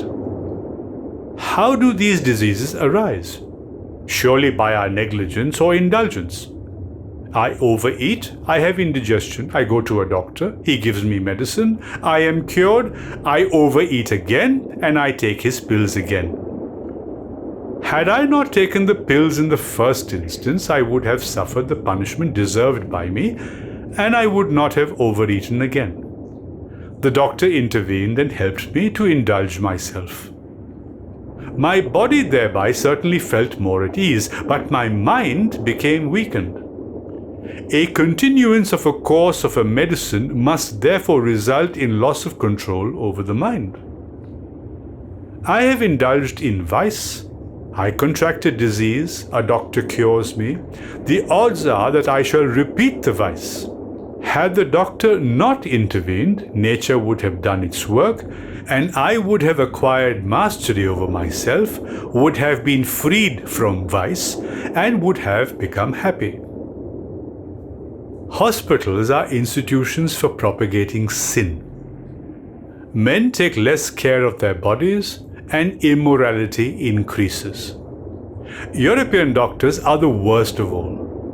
For the sake of a mistaken care of the human body, they kill annually thousands of animals. They practice vivisection. No religion sanctions this. All say that it is not necessary to take so many lives for the sake of our bodies. These doctors violate our religious instinct. Most of their medical preparations contain either animal fat or spirituous liquors. Both of these are tabooed by Hindus and Mohammedans. We may pretend to be civilized, call religious prohibitions a superstition, and wantonly indulge in what we like. The fact remains that the doctors induce us to indulge, and the result is that we have become deprived of self-control and have become effeminate. In these circumstances, we are unfit to serve the country. To study European medicine is to deepen our slavery. It is worth considering why we take up the profession of medicine. It is certainly not taken up for the purpose of serving humanity. We become doctors so that we may obtain honors and riches. I have endeavored to show that there is no real service of humanity in the profession and that it is injurious to mankind. Doctors make a show of their knowledge and charge exorbitant fees. Their preparations, which are intrinsically worth a few pennies, cost shillings. The populace, in its credulity and in the hope of ridding itself of some disease, allows itself to be cheated. Are not quacks, then, whom we know, better than the doctors who put on an air of humaneness?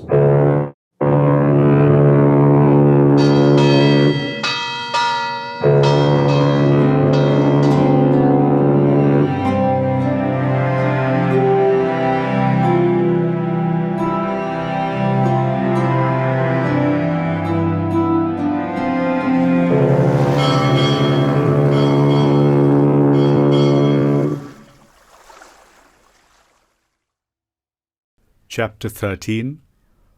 What is true civilization?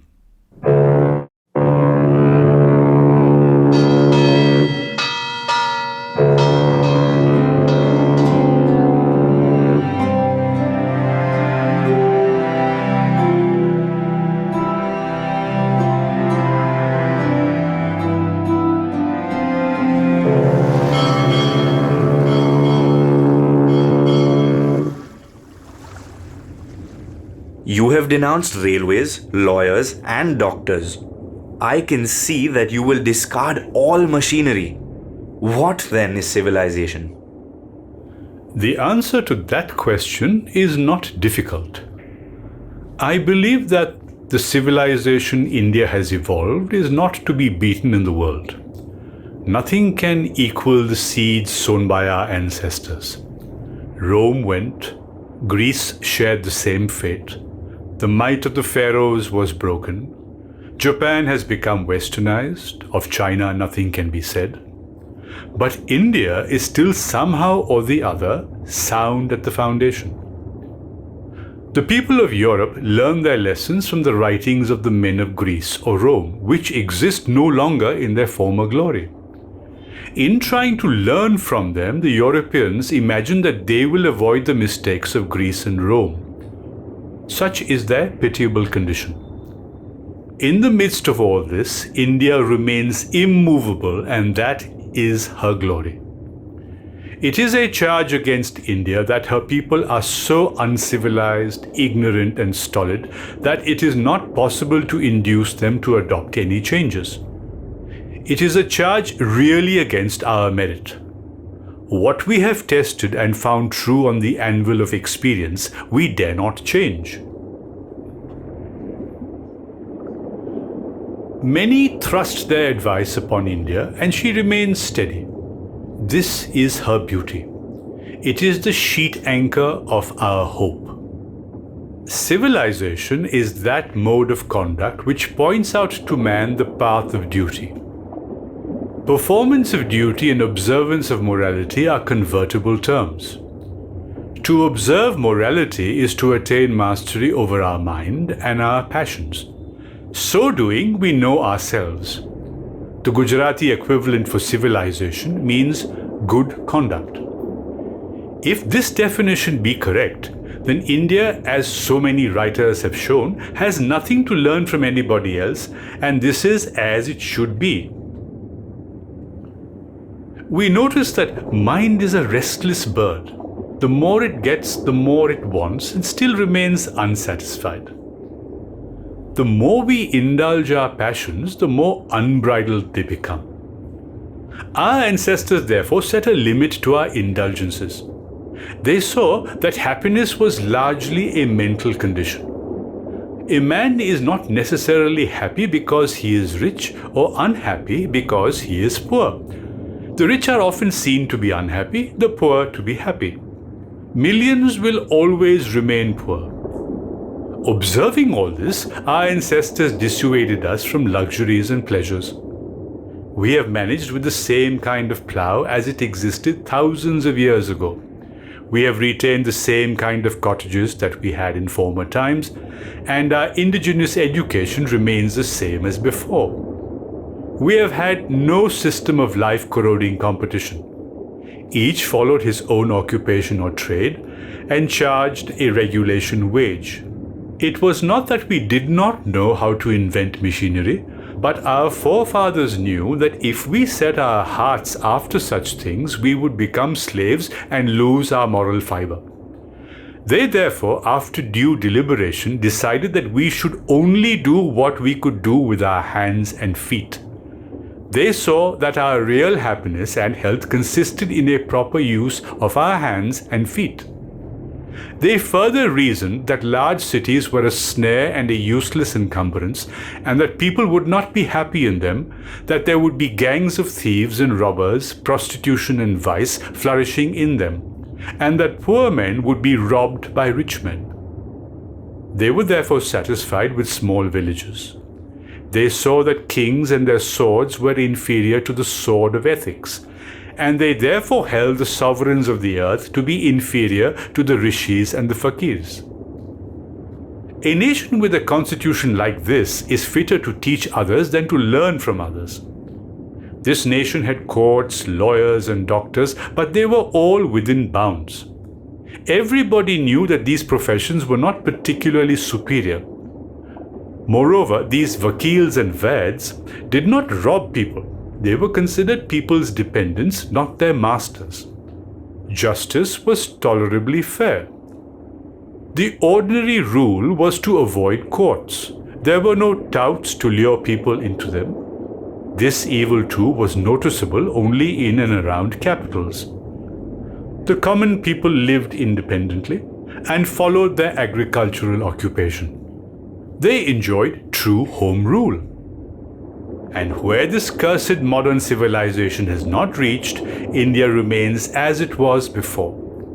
The inhabitants of that part of India will very properly laugh at your newfangled notions.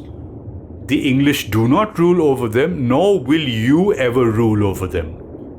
Those in whose name we speak we do not know, nor do they know us. I would certainly advise you and those like you who love the motherland to go into the interior that has not yet been polluted by the railways and to live there for 6 months.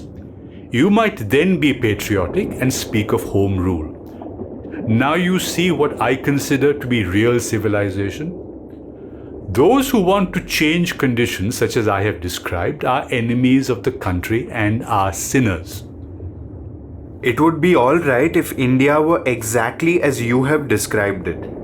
But it is also India where there are hundreds of child widows, where 2-year-old babies are married, where 12-year-old girls are mothers and housewives, where women practice polyandry, where the practice of niyog obtains, where in the name of religion girls dedicate themselves to prostitution, and where in the name of religion sheep and goats are killed.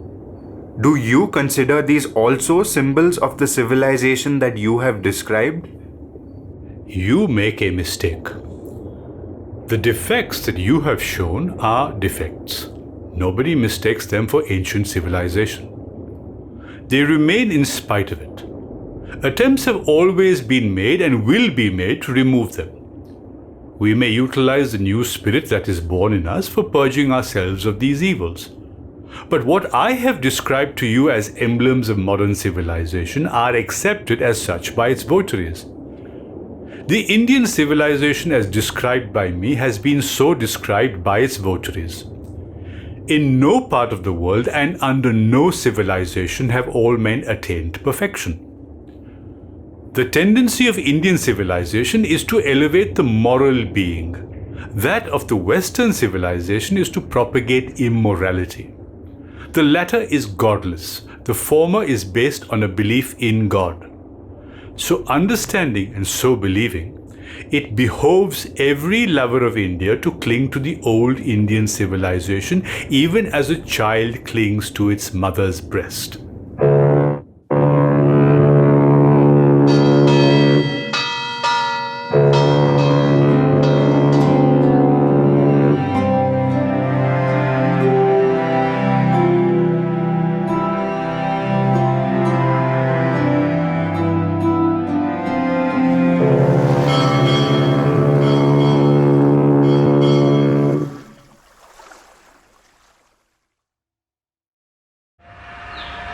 would you be prepared to die in the cause of India's independence?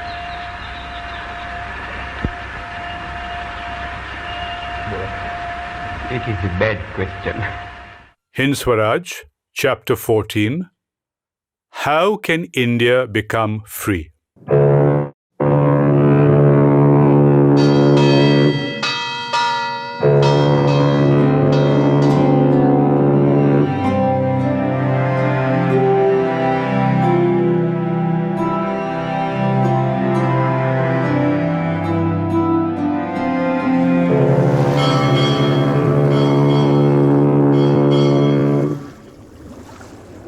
I appreciate your views about civilization. I will have to think over them. I cannot take it in all at once. What then, holding the views you do, would you suggest for freeing India? I do not expect my views to be accepted all of a sudden. My duty is to place them before readers like yourself. Time can be trusted to do the rest. We have already examined the conditions for freeing India, but we have done so indirectly. We will now do so directly. It is a world-known maxim that the removal of the cause of a disease results in the removal of the disease itself. Similarly, if the cause of India's slavery be removed, India can become free. If Indian civilization is, as you say, the best of all, how do you account for India's slavery? This civilization is unquestionably the best, but it is to be observed that all civilizations have been on their trial. That civilization which is permanent outlives it. Because the sons of India were found wanting, its civilization has been placed in jeopardy. But its strength is to be seen in its ability to survive the shock. Moreover, the whole of India is not touched. Those alone who have been affected by Western civilization have become enslaved. We measure the universe by our own miserable foot rule. When we are slaves, we believe that the whole universe is enslaved. Because we are in an abject condition, we think that the whole of India is in that condition. As a matter of fact, it is not so, but it is as well to impute our slavery to the whole of India. But if we bear in mind the above fact, we can see that if we become free, India is free.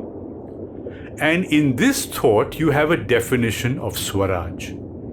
It is Swaraj when we learn to rule ourselves. It is therefore in the palm of our hands. Do not consider this Swaraj to be like a dream. Here there is no idea of sitting still. The Swaraj that I wish to picture before you and me is such that after we have once realized it, we will endeavor to the end of our lifetime to persuade others to do likewise. But such Swaraj has to be experienced by each one for himself. One drowning man will never save another. Slaves ourselves, it would be a mere pretension to think of freeing others. Now you will have seen that it is not necessary for us to have as our goal the expulsion of the English. If the English become Indianized, we can accommodate them. If they wish to remain in India along with their civilization, there is no room for them. It lies with us to bring about such a state of things. It is impossible that Englishmen should ever become Indianized. To say that is the equivalent of saying that they have no humanity in them. And it is really beside the point whether they become so or not. If we keep our own house in order, only those who are fit to live in it will remain. Others will leave of their own accord. Such things occur within the experience of all of us.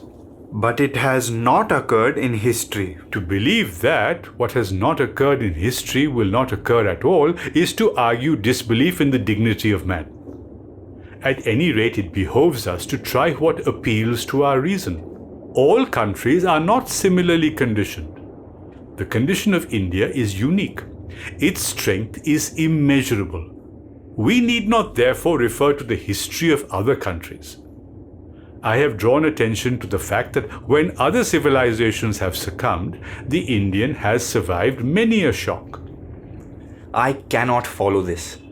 There seems little doubt that we shall have to expel the English by force of arms. So long as they are in the country, we cannot rest. One of our poets says that slaves cannot even dream of happiness. We are day by day becoming weakened owing to the presence of the English. Our greatness is gone. Our people look like terrified men. The English are in the country like a blight which we must remove by every means. In your excitement, you have forgotten all we have been considering. We brought the English and we keep them. Why do you forget that our adoption of their civilization makes their presence in India at all possible? Your hatred against them ought to be transferred to their civilization. But let us assume that we have to drive away the English by fighting. How is that to be done? In the same way as Italy did it. What it was possible for Mazzini and Garibaldi to do is possible for us. You cannot deny that they were very great men.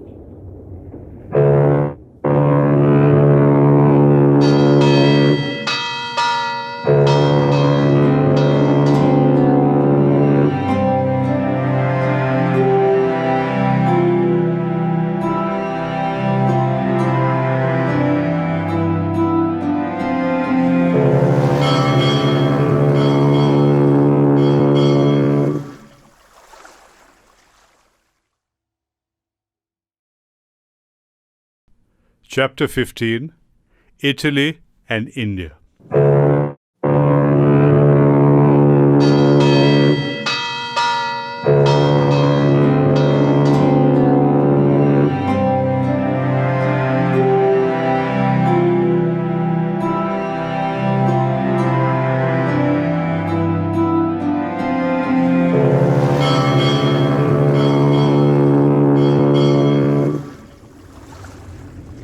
It is well that you have instanced Italy.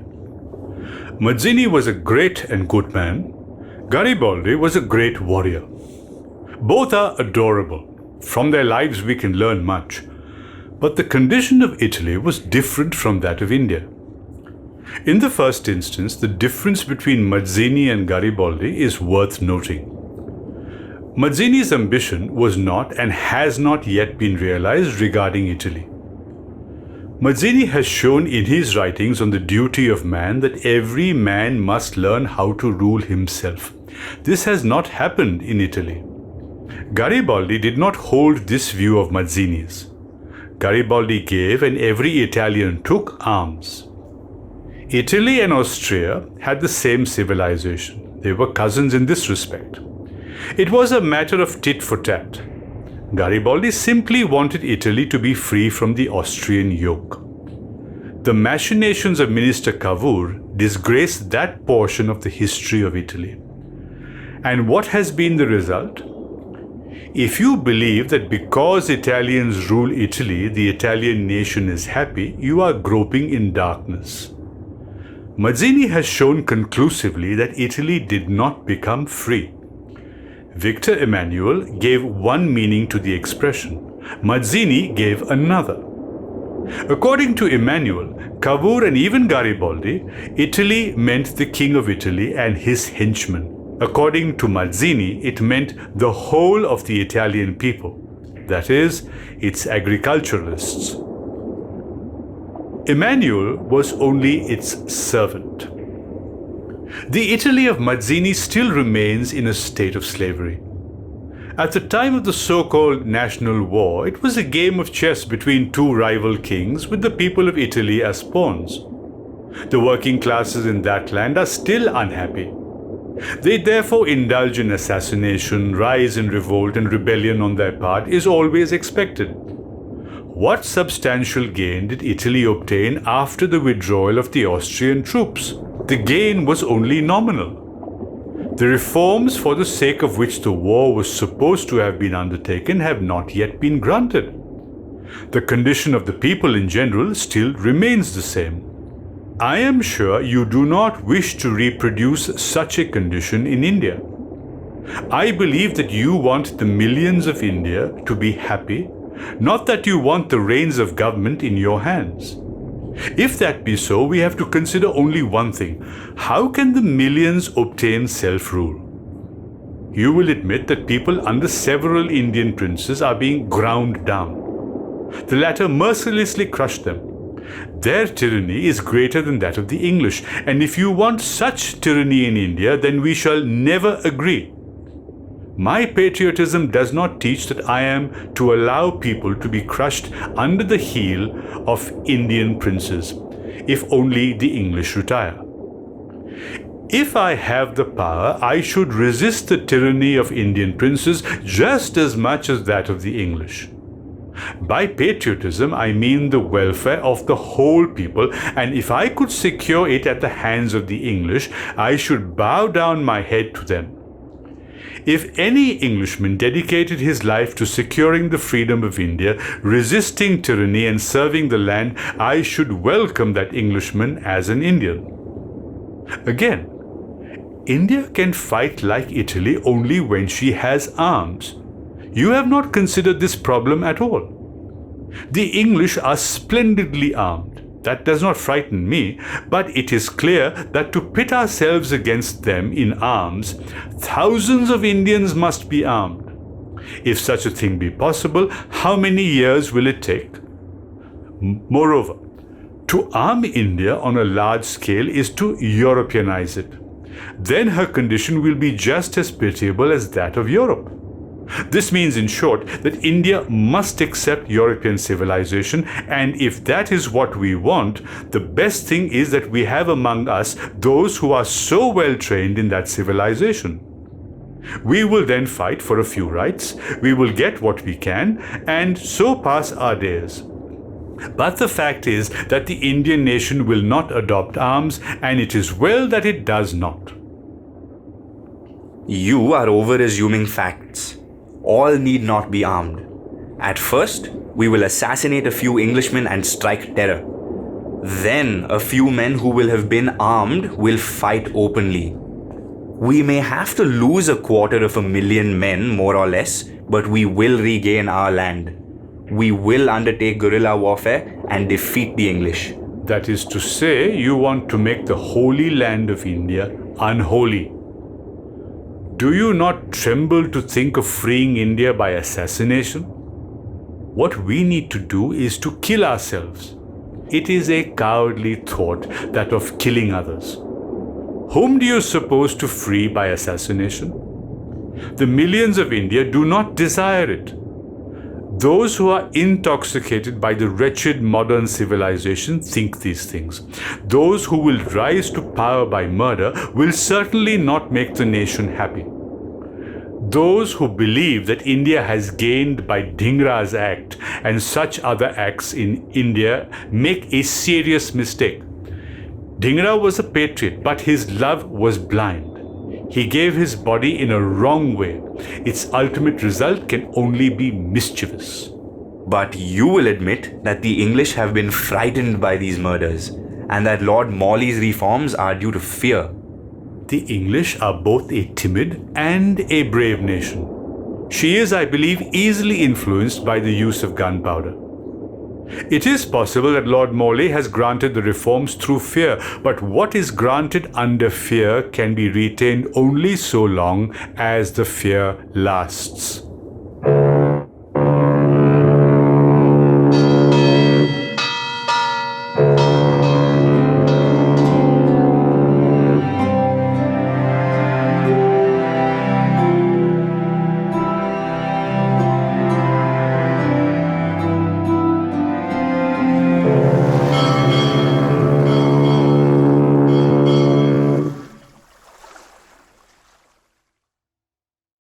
I regard myself as a soldier, though a soldier of peace.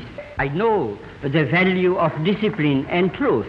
I must ask you to believe me when I say that I have never made a statement of this description, that the masses of India, if it became necessary, would resort to violence. I regard myself as incapable in my lucid moments of making a statement of this character. It is complete independence that we want. Chapter 16. Brute Force.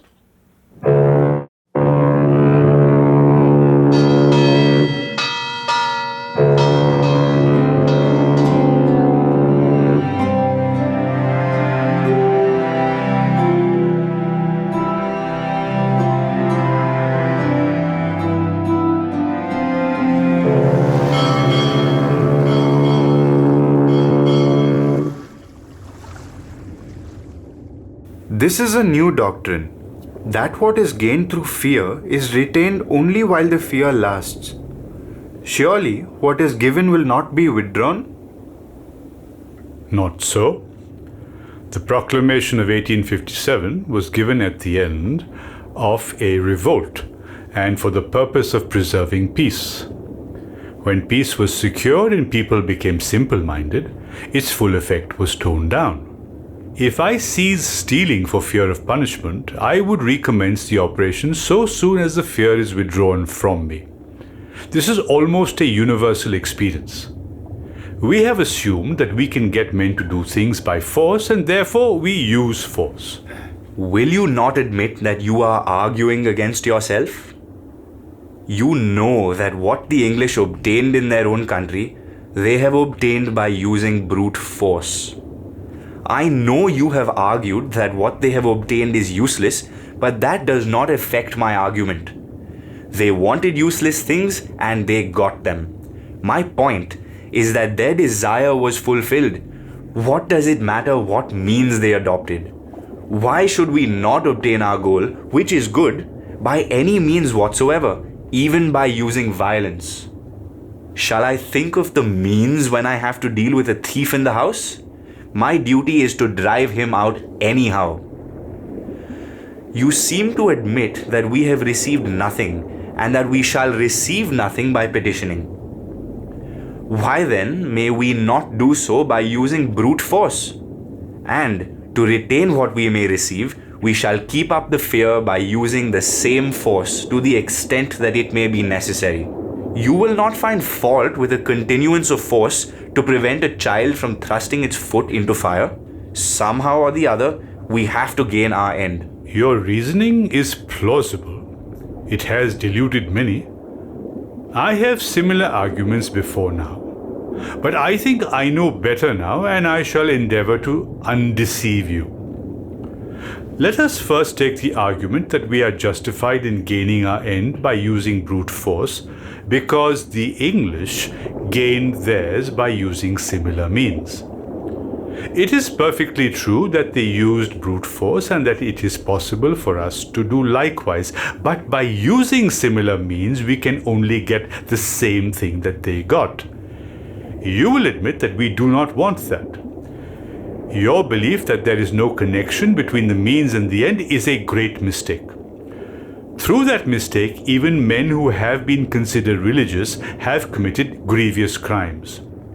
Your reasoning is the same as saying that we can get a rose through planting a noxious weed. If I want to cross the ocean, I can do so only by means of a vessel. If I were to use a cart for that purpose, both the cart and I would soon find the bottom. As is the god, so is the votary is a maxim worth considering. Its meaning has been distorted and men have gone astray. The means may be likened to a seed, the end to a tree, and there is just the same inviolable connection between the means and the end as there is between the seed and the tree. I am not likely to obtain the result flowing from the worship of God by laying myself prostrate before Satan. If, therefore, anyone were to say, I want to worship God, it does not matter that I do so by means of Satan, it would be set down as ignorant folly. We reap exactly as we sow. The English in 1833 obtained greater voting power by violence. Did they, by using brute force, better appreciate their duty? They wanted the right of voting, which they obtained by using physical force. But real rights are a result of performance of duty. These rights they have not obtained. We therefore have before us in England the farce of everybody wanting and insisting on his rights, nobody thinking of his duty. And where everybody wants rights, who shall give them to whom? I do not wish to imply that they never perform their duty, but I do wish to imply that they do not want to perform the duty to which those rights should correspond. And as they do not perform that particular duty, namely acquire fitness, their rights have proved a burden to them. In other words, what they have obtained is an exact result of the means they have adopted. They use the means corresponding to the end. If I want to deprive you of your watch, I shall certainly have to fight for it. If I want to buy your watch, I shall have to pay you for it. And if I want a gift, I shall have to plead for it. And according to the means I employ, the watch is stolen property, my own property, or a donation. Thus we see three different results from three different means. Will you still say that means do not matter? Now we shall take the example given by you of the thief to be driven out. I do not agree with you that the thief may be driven out by any means. If it is my father who has come to steal, I shall use one kind of means. If it is an acquaintance, I shall use another, and in the case of a perfect stranger, I shall use a third. If it is a white man, you will perhaps say you will use means different from those you will adopt with an Indian thief. If it is a weakling, the means will be different from those to be adopted for dealing with an equal in physical strength. And if the thief is armed from tip to toe, I shall simply remain quiet. Thus we have a variety of means between the father and the armed man. Again, I fancy that I should pretend to be sleeping, whether the thief was my father or that strong armed man. The reason for this is my father would also be armed, and I should succumb to the strength possessed by either, and allow my things to be stolen. The strength of my father would make me weep with pity, the strength of the armed man would rouse in me anger, and we should become enemies. Such is the curious situation. From these examples, we may not be able to agree as to the means to be adopted in each case. I myself seem clearly to see what should be done in all these cases, but the remedy may frighten you. I therefore hesitate to place it before you. For the time being, I will leave you to guess it, and if you cannot, it is clear that you will have to adopt different means in each case. You will also have seen that any means will not avail to drive away the thief. You will have to adopt means to fit each case. Hence it follows that your duty is not to drive away the thief by any means you like. Let us proceed a little further. That well-armed man has stolen your property. You have harbored the thought, you are filled with anger, you argue that you want to punish that rogue, not for your own sake, but for the good of your neighbors. You have collected a number of armed men, you want to take his house by assault, he is duly informed of it, he runs away. He too is incensed. He collects his brother robbers and sends you a defiant message that he will commit robbery in broad daylight. You are strong, you do not fear him, you are prepared to receive him. Meanwhile, the robber pesters your neighbors, they complain before you, you reply that you are doing all for their sake. You do not mind that your own goods have been stolen. Your neighbors reply that the robber never pestered them before and that he commenced his depredations only after you declared hostilities against him. You are between Scylla and Charybdis. You are full of pity for the poor men. What they say is true. What are you to do? You will be disgraced if you now leave the robber alone. And so the battle grows. The robbers increase in numbers. Your neighbors have deliberately put themselves to inconvenience. Thus, the result of wanting to take revenge upon the robber is that you have disturbed your own peace. You are in perpetual fear of being robbed and assaulted. Your courage has given place to cowardice. If you patiently examine the argument, you will see that I have not overdrawn the picture. This is one of the means. Now let us examine the other. You set this armed robber down as an ignorant brother. You intend to reason with him at a suitable opportunity. You argue that he is, after all, a fellow man. You do not know what prompted him to steal. You therefore decide that when you can, you will destroy that man's motive for stealing. While you are thus reasoning with yourself, the man comes again to steal. Instead of being angry with him, you take pity on him. You think that this stealing habit must be a disease with him. Henceforth, you therefore keep your doors and windows open, you change your sleeping place, and you keep your things in a manner most accessible to him. The robber comes again and is confused, as all this is new to him. Nevertheless, he takes away your things. But his mind is agitated. He inquires about you in the village. He comes to learn about your broad and loving heart. He repents, he begs your pardon, returns your things, and leaves off the stealing habit. He becomes your servant, and you find for him honorable employment. This is the second method.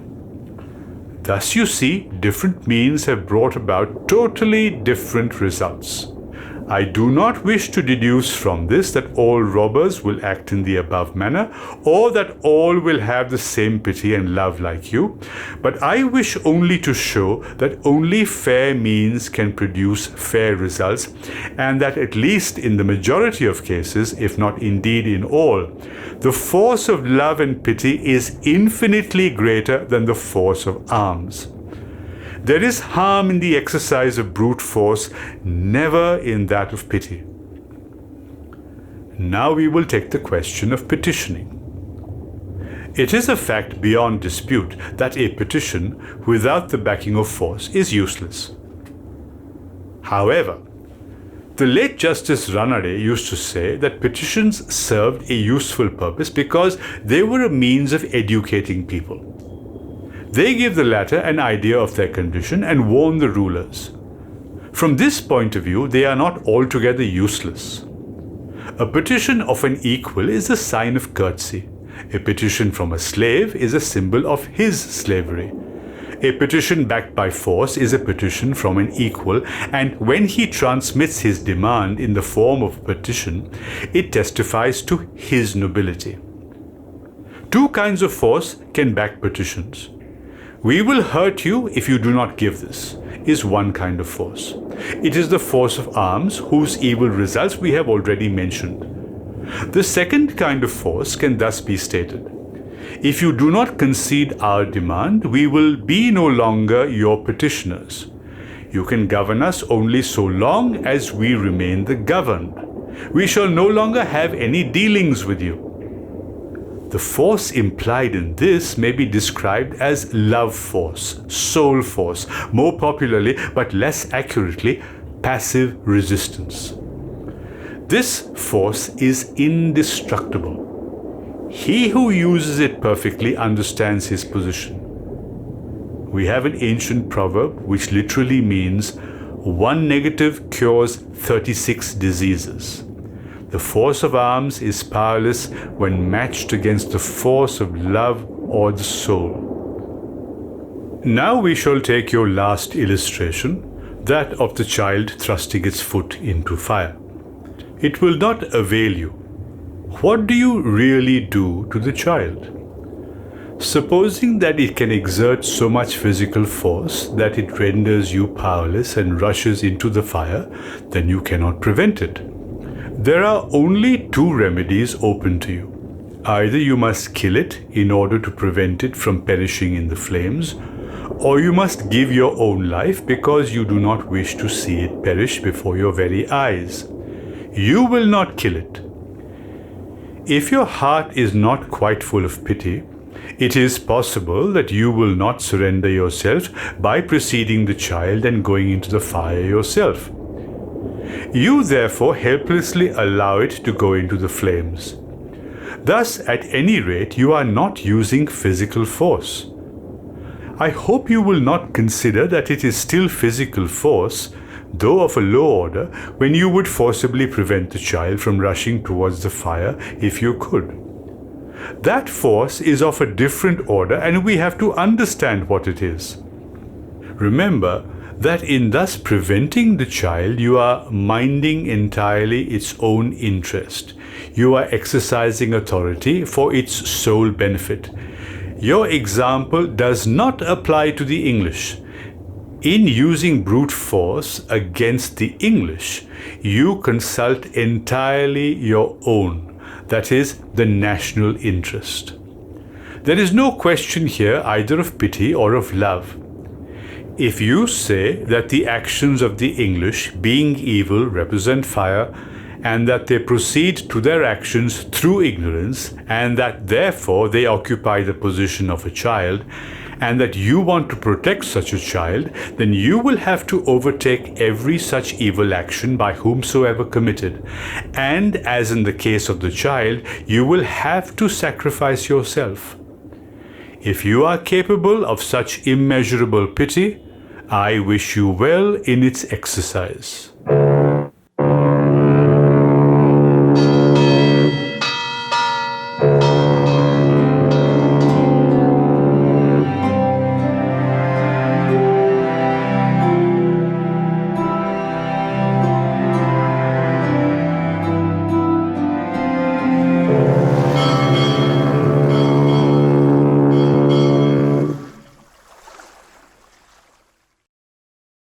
Chapter 17. Passive Resistance.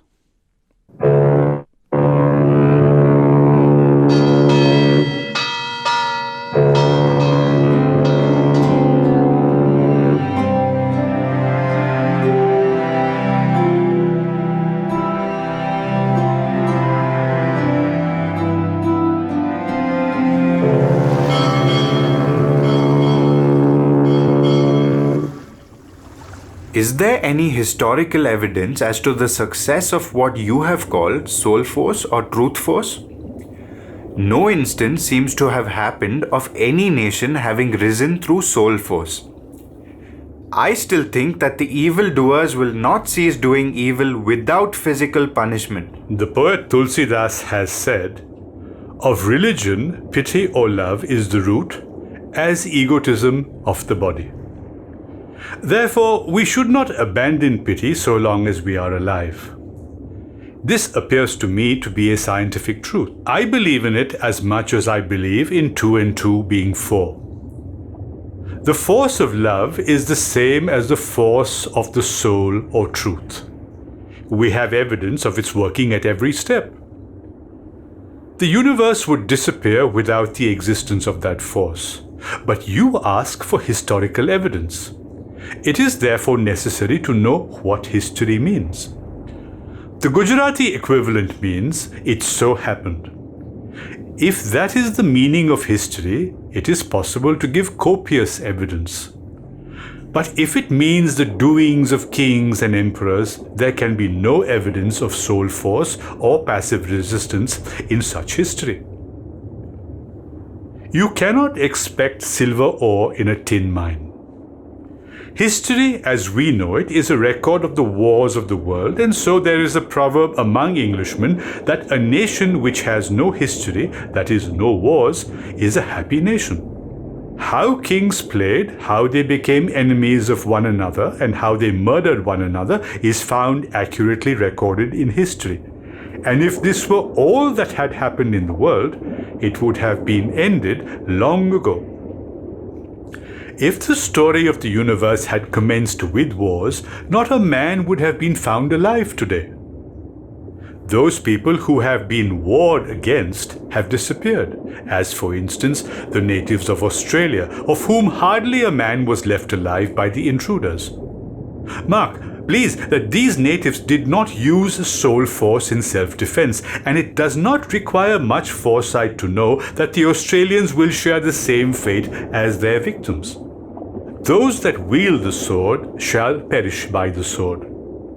With us, the proverb is that professional swimmers will find a watery grave. The fact that there are so many men still alive in the world shows that it is based not on the force of arms, but on the force of truth or love. Therefore, the greatest and most unimpeachable evidence of the success of this force is to be found in the fact that in spite of the wars of the world, it still lives on. Thousands, indeed tens of thousands, depend for their existence on the very active working of this force. Little quarrels of millions of families in their daily lives disappear before the exercise of this force. Hundreds of nations live in peace. History does not and cannot take note of this fact. History is really a record of every interruption of the even working of the force of love or the soul. Two brothers quarrel. One of them repents and reawakens the love that was lying dormant in him. The two again begin to live in peace. Nobody takes note of this. But if the two brothers, through the intervention of solicitors or some other reason, take up arms or go to law, which is another form of the exhibition of brute force, their doings would be immediately noticed in the press, they would be the talk of their neighbors, and would probably go down in history. And what is true of families and communities is true of nations. There is no reason to believe that there is one law for families and another for nations. History, then, is a record of an interruption of the course of nature. Soul force, being natural, is not noted in history. According to what you say, it is plain that instances of this kind of passive resistance are not to be found in history. It is necessary to understand this passive resistance more fully. It will be better, therefore, if you enlarge upon it. Passive resistance is a method of securing rights by personal suffering. It is the reverse of resistance by arms. When I refuse to do a thing that is repugnant to my conscience, I use soul force. For instance, the government of the day has passed a law which is applicable to me. I do not like it. If by using violence I force the government to repeal the law, I am employing what may be termed body force. If I do not obey the law and accept the penalty for its breach, I use soul force. It involves the sacrifice of self. Everybody admits that sacrifice of self is infinitely superior to sacrifice of others. Moreover, if this kind of force is used in a cause that is unjust, only the person using it suffers. He does not make others suffer for his mistakes. Men have before now done many things which were subsequently found to have been wrong. No man can claim to be absolutely in the right, or that a particular thing is wrong because he thinks so. But it is wrong for him so long as that is his deliberate judgment. It is therefore meet that he should not do that which he knows to be wrong and suffer the consequences, whatever it may be. This is the key to the use of soul force. You would then disregard laws? This is rank disloyalty. We have always been considered a law-abiding nation. You seem to be going even beyond the extremists. They say that we must obey the laws that have been passed, but that if the laws be bad, we must drive out the lawgivers even by force. Whether I go beyond them or whether I do not is a matter of no consequence to either of us. We simply want to find out what is right and to act accordingly. The real meaning of the statement that we are a law-abiding nation is that we are passive resistors. When we do not like certain laws, we do not break the heads of lawgivers, but we suffer and do not submit to the laws. That we should obey laws, whether good or bad, is a newfangled notion. There was no such thing in former days. The people disregarded those laws that they did not like and suffered the penalties for their breach. It is contrary to our manhood if we obey laws repugnant to our conscience.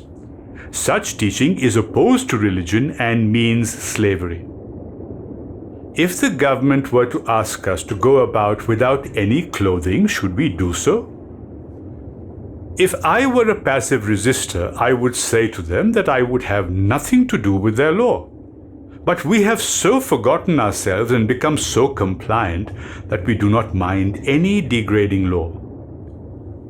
A man who has realized his manhood, who fears only God, will fear no one else. Man-made laws are not necessarily binding on him.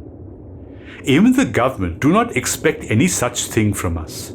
They do not say, you must do such and such thing, but they say, if you do not do it, we will punish you. We are sunk so low that we fancy that it is our duty and our religion to do what the law lays down.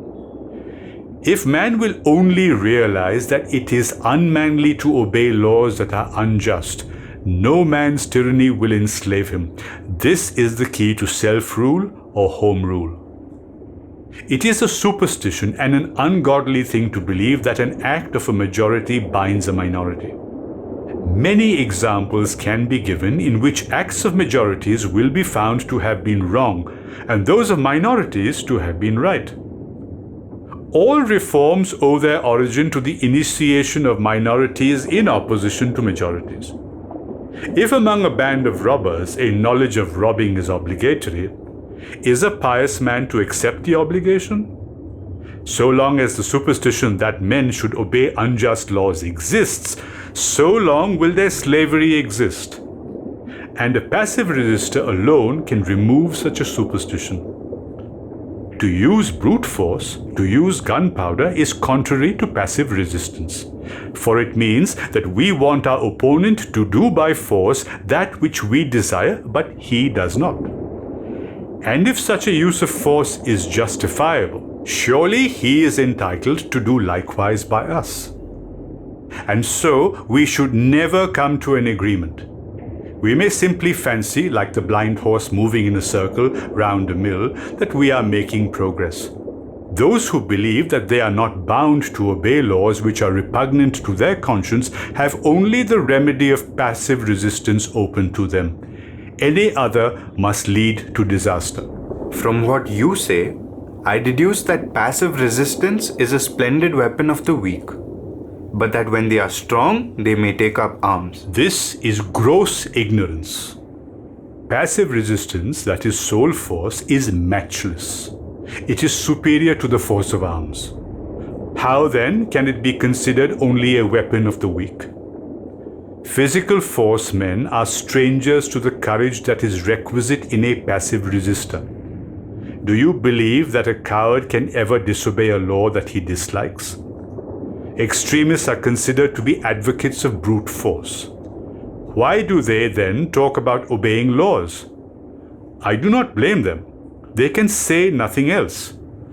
When they succeed in driving out the English and they themselves become governors, they will want you and me to obey their laws. And this is a fitting thing for their contribution. But a passive resistor will say that he will not obey a law that is against his conscience, even though he may be blown to pieces at the mouth of a cannon. What do you think? Wherein is courage required? In blowing others to pieces from behind a cannon, or with a smiling face to approach a cannon and be blown to pieces? Who is the true warrior? He who keeps death always as a bosom friend, or he who controls the death of others? Believe me that a man devoid of courage and manhood can never be a passive resistor. This, however, I will admit that even a man weak in body is capable of offering this resistance. One man can offer it just as well as millions. Both men and women can indulge in it. It does not require the training of an army. It needs no jujitsu. Control over the mind is alone necessary, and when that is attained, man is free like the king of the forest, and his very glance withers the enemy. Passive resistance is an all-sided sword. It can be used anyhow. It blesses him who uses it and him against whom it is used. Without drawing a drop of blood, it produces far-reaching results. It never rusts and cannot be stolen. Competition between passive resistors does not exhaust. The sword of passive resistance does not require a scabbard. It is strange indeed that you should consider such a weapon to be a weapon merely of the weak. You have said that passive resistance is a speciality of India. Have cannons never been used in India? Evidently, in your opinion, India means its few princes. To me, it means its teeming millions, on whom depends the existence of its princes and our own. Kings will always use their kingly weapons. To use force is bred in them. They want to command. But those who have to obey commands do not want guns, and these are in a majority throughout the world. They have to learn either body force or soul force. Where they learn the former, both the rules and the ruled become like so many madmen. But where they learn soul force, the commands of the rulers do not go beyond the point of their swords. For true men disregard unjust commands. Peasants have never been subdued by the sword and never will be. They do not know the use of the sword, and they are not frightened by the use of it by others. That nation is great which rests its head upon death as its pillow. Those who defy death are free from all fear. For those who are laboring under the delusive charms of brute force, this picture is not overdrawn. The fact is that in India, the nation at large has generally used passive resistance in all departments of life. We cease to cooperate with our rulers when they displease us. This is passive resistance. I remember an instance when in a small principality, the villagers were offended by some command issued by the prince. The former immediately began vacating the village. The prince became nervous, apologized to his subjects, and withdrew his command. Many such instances can be found in India. Real home rule is possible only where passive resistance is the guiding force of the people. Any other rule is foreign rule. Then you will say that it is not at all necessary for us to train the body? I will certainly not say any such thing. It is difficult to become a passive resistor unless the body is trained. As a rule, the mind residing in a body that has become weakened by pampering is also weak, and where there is no strength of mind, there can be no strength of soul. We will have to improve our physique by getting rid of infant marriages and luxurious living. If I were to ask a man having a shattered body to face a cannon's mouth, I would make of myself a laughing stock. From what you say then, it would appear that it is not a small thing to become a passive resistor. And if that is so, I would like you to explain how a man may become a passive resistor. To become a passive resistor is easy enough, but it is also equally difficult. I have known a lad of 14 years become a passive resistor. I have known also sick people doing likewise, and I have also known physically strong and otherwise happy people being unable to take up passive resistance. And after a great deal of experience, it seems to me that those who want to become passive resistors for the service of the country have to observe perfect chastity, adopt poverty, follow truth, and cultivate fearlessness. Chastity is one of the greatest disciplines without which the mind cannot attain requisite firmness. A man who is unchaste loses stamina, becomes emasculated, and cowardly.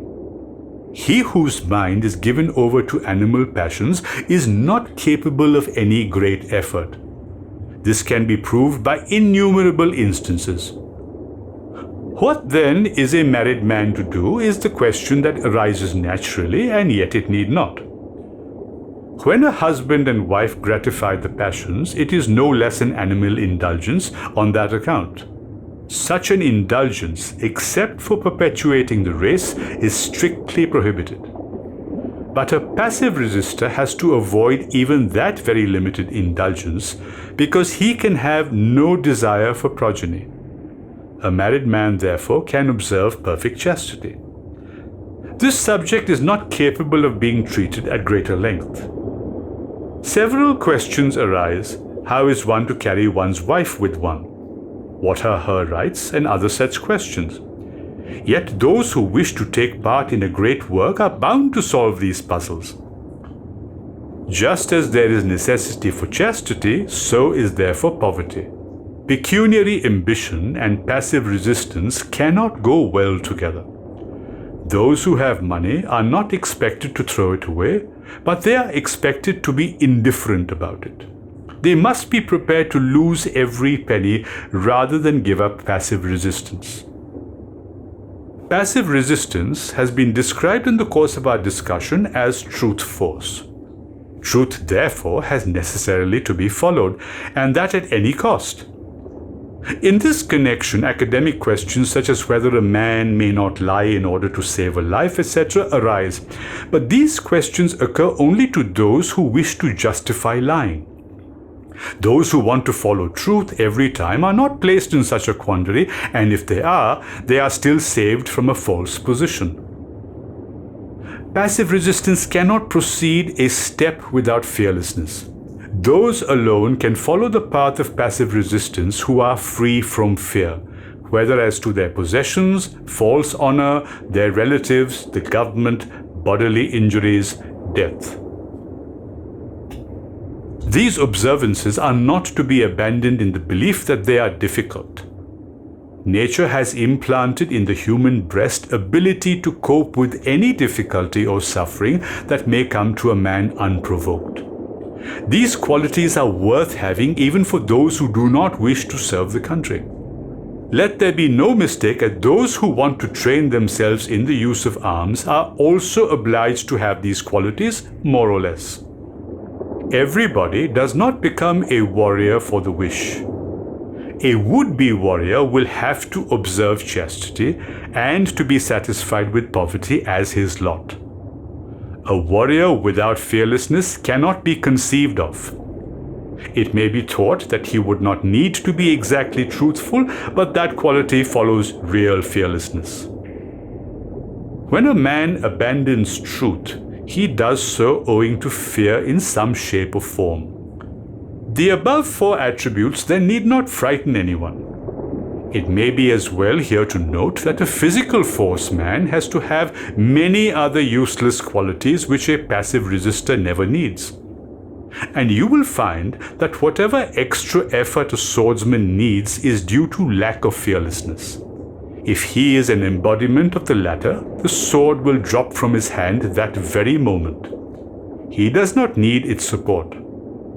One who is free from hatred requires no sword. A man with a stick suddenly came face to face with a lion and instinctively raised his weapon in self-defense. The man saw that he had only prated about fearlessness when there was none in him. That moment he dropped the stick and found himself free from all fear.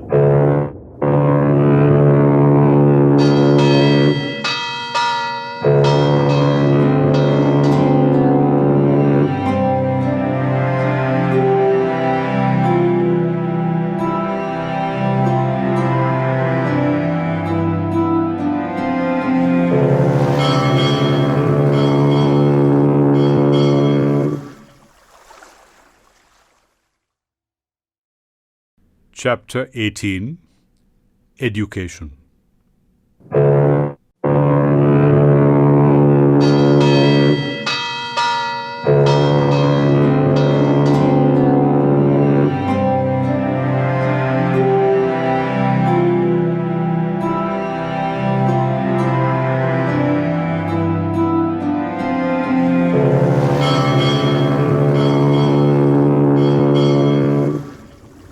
In the whole of our discussion, you have not demonstrated the necessity for education.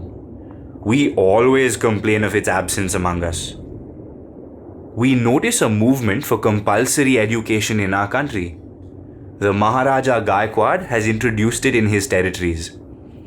Every eye is directed towards them. We bless the Maharaja for it. Is all this effort then of no use? If we consider our civilization to be the highest, I have regretfully to say that much of the effort you have described is of no use. The motive of the Maharaja and other great leaders who have been working in this direction is perfectly pure. They therefore undoubtedly deserve great praise. But we cannot conceal from ourselves the result that is likely to flow from their effort. What is the meaning of education?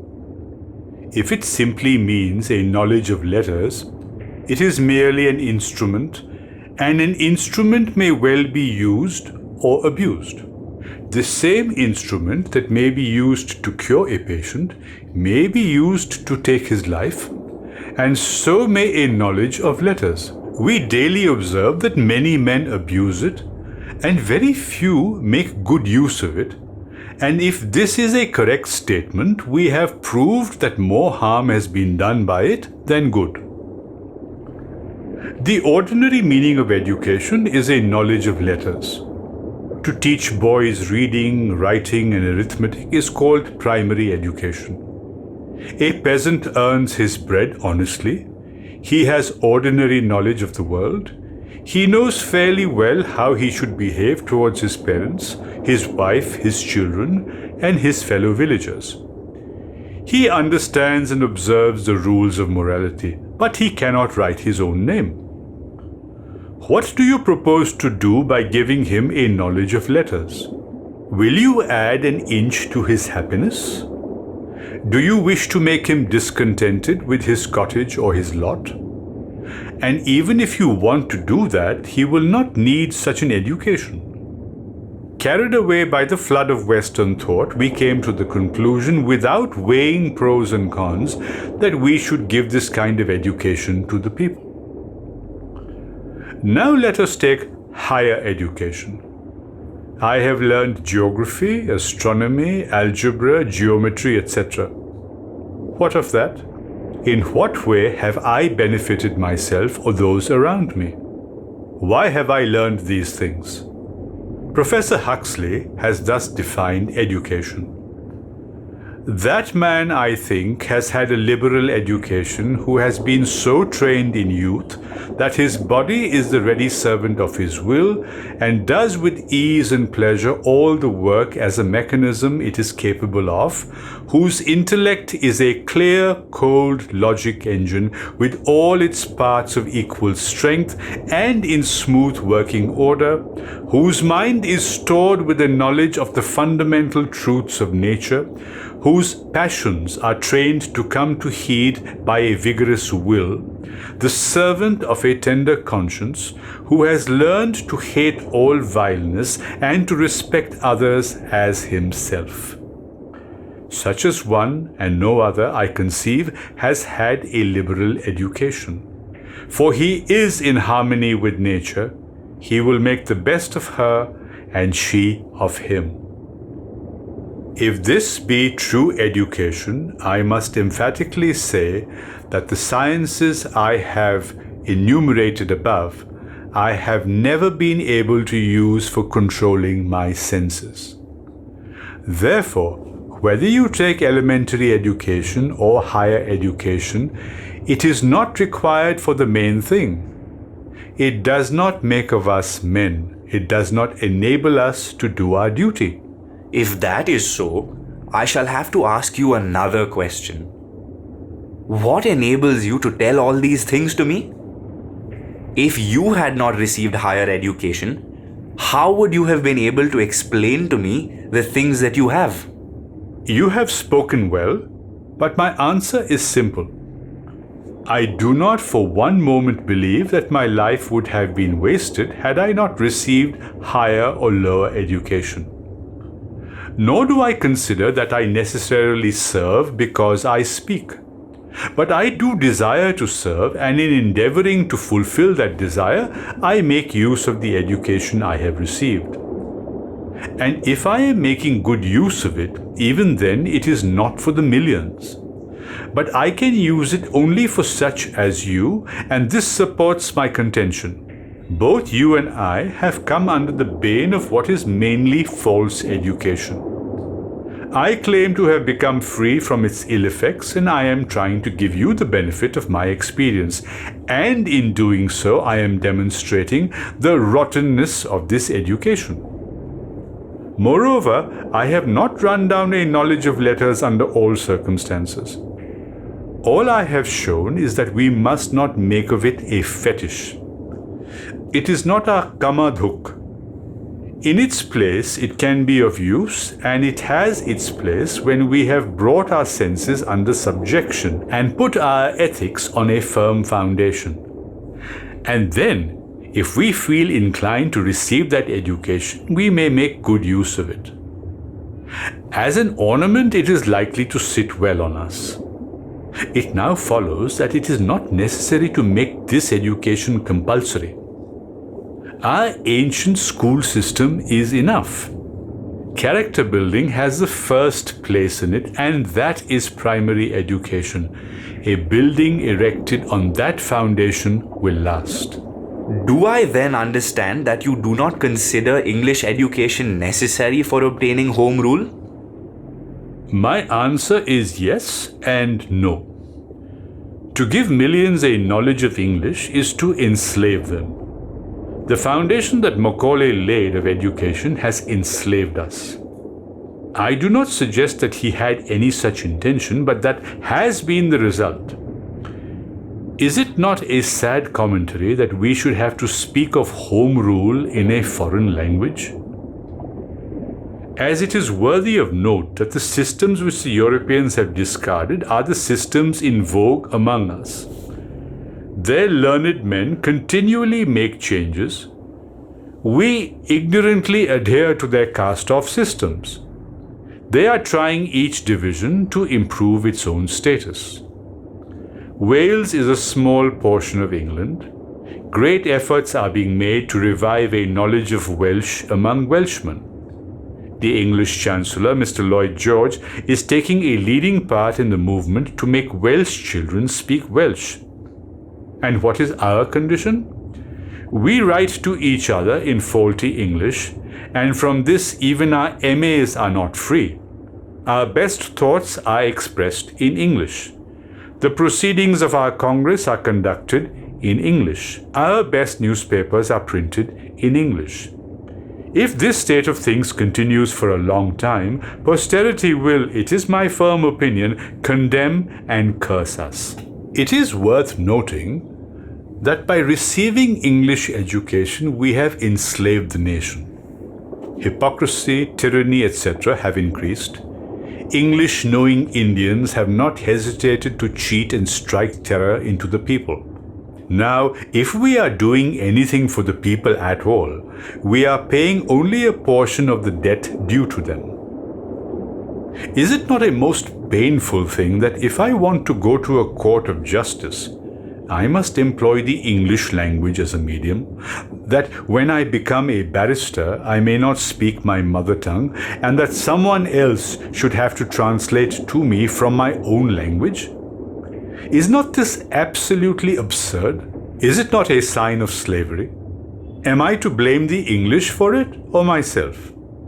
It is we, the English-knowing men, that have enslaved India. The curse of the nation will rest not upon the English, but upon us. I have told you that my answer to your last question is both yes and no. I have explained to you why it is yes. I shall now explain why it is no. We are so much beset by the disease of civilization that we cannot altogether do without English education. Those who have already received it may make good use of it wherever necessary.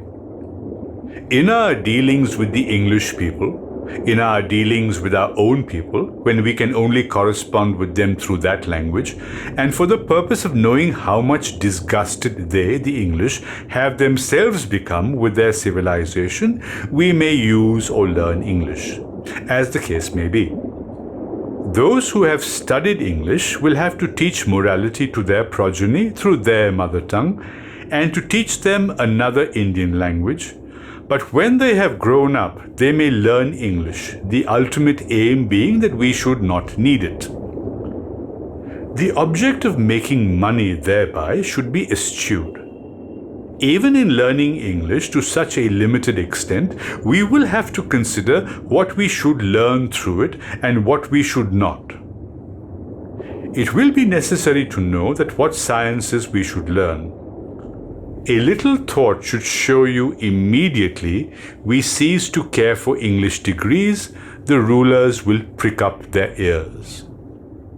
Then, what education shall we give? This has been somewhat considered above, but we will consider it a little more. I think that we have to improve all our languages. What subjects we should learn through them need not be elaborated here. Those English books which are valuable, we should translate into the various Indian languages. We should abandon the pretension of learning many sciences. Religion, that is ethical education, will occupy the first place. Every cultured Indian will know, in addition to his own provincial language, if a Hindu, Sanskrit, if a Mohammedan, Arabic, if a Parsi, Persian, and all Hindi. Some Hindus should know Arabic and Persian, some Mohammedans and Parsis Sanskrit. Several Northerners and Westerners should learn Tamil. A universal language for India should be Hindi, with the opinion of writing it in Persian or Nagari characters. In order that the Hindus and Mohammedans may have closer relations, it is necessary to know both the characters.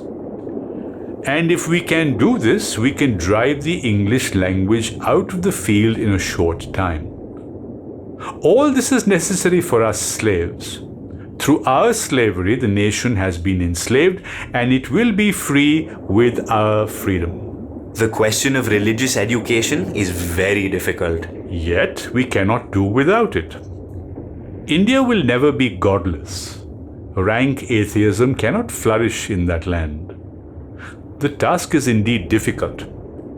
My head begins to turn as I think of religious education. Our religious teachers are hypocritical and selfish. They will have to be approached. The mullahs, the dasturs, and the brahmins hold the key in their hands, but if they will not have the good sense, the energy that we have derived from English education will have to be devoted to religious education.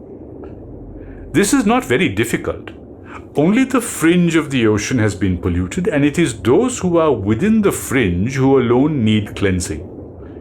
We who come under this category can even cleanse ourselves, because my remarks do not apply to the millions. In order to restore India to its pristine condition, we have to return to it. In our own civilization, there will naturally be progress, retrogression, reforms, and reactions. But one effort is required, and that is to drive out Western civilization. All else will follow.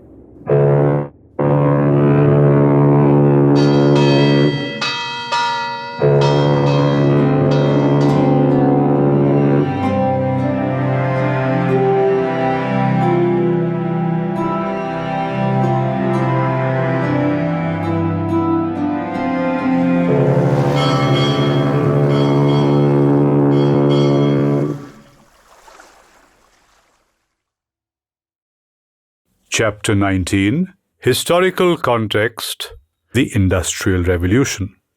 The Industrial Revolution for him was much more than a mere change in the mode of production.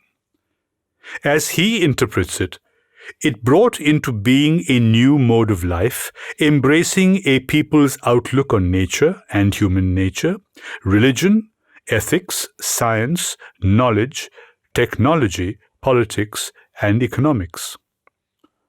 According to this outlook, nature was taken to be an autonomous entity operating according to its own laws, something to be mastered and possessed at will for the satisfaction of human needs, desires, and political ambitions. The Industrial Revolution altered the concept of labor, now accepted mainly for its ability to produce profit, power, and capital.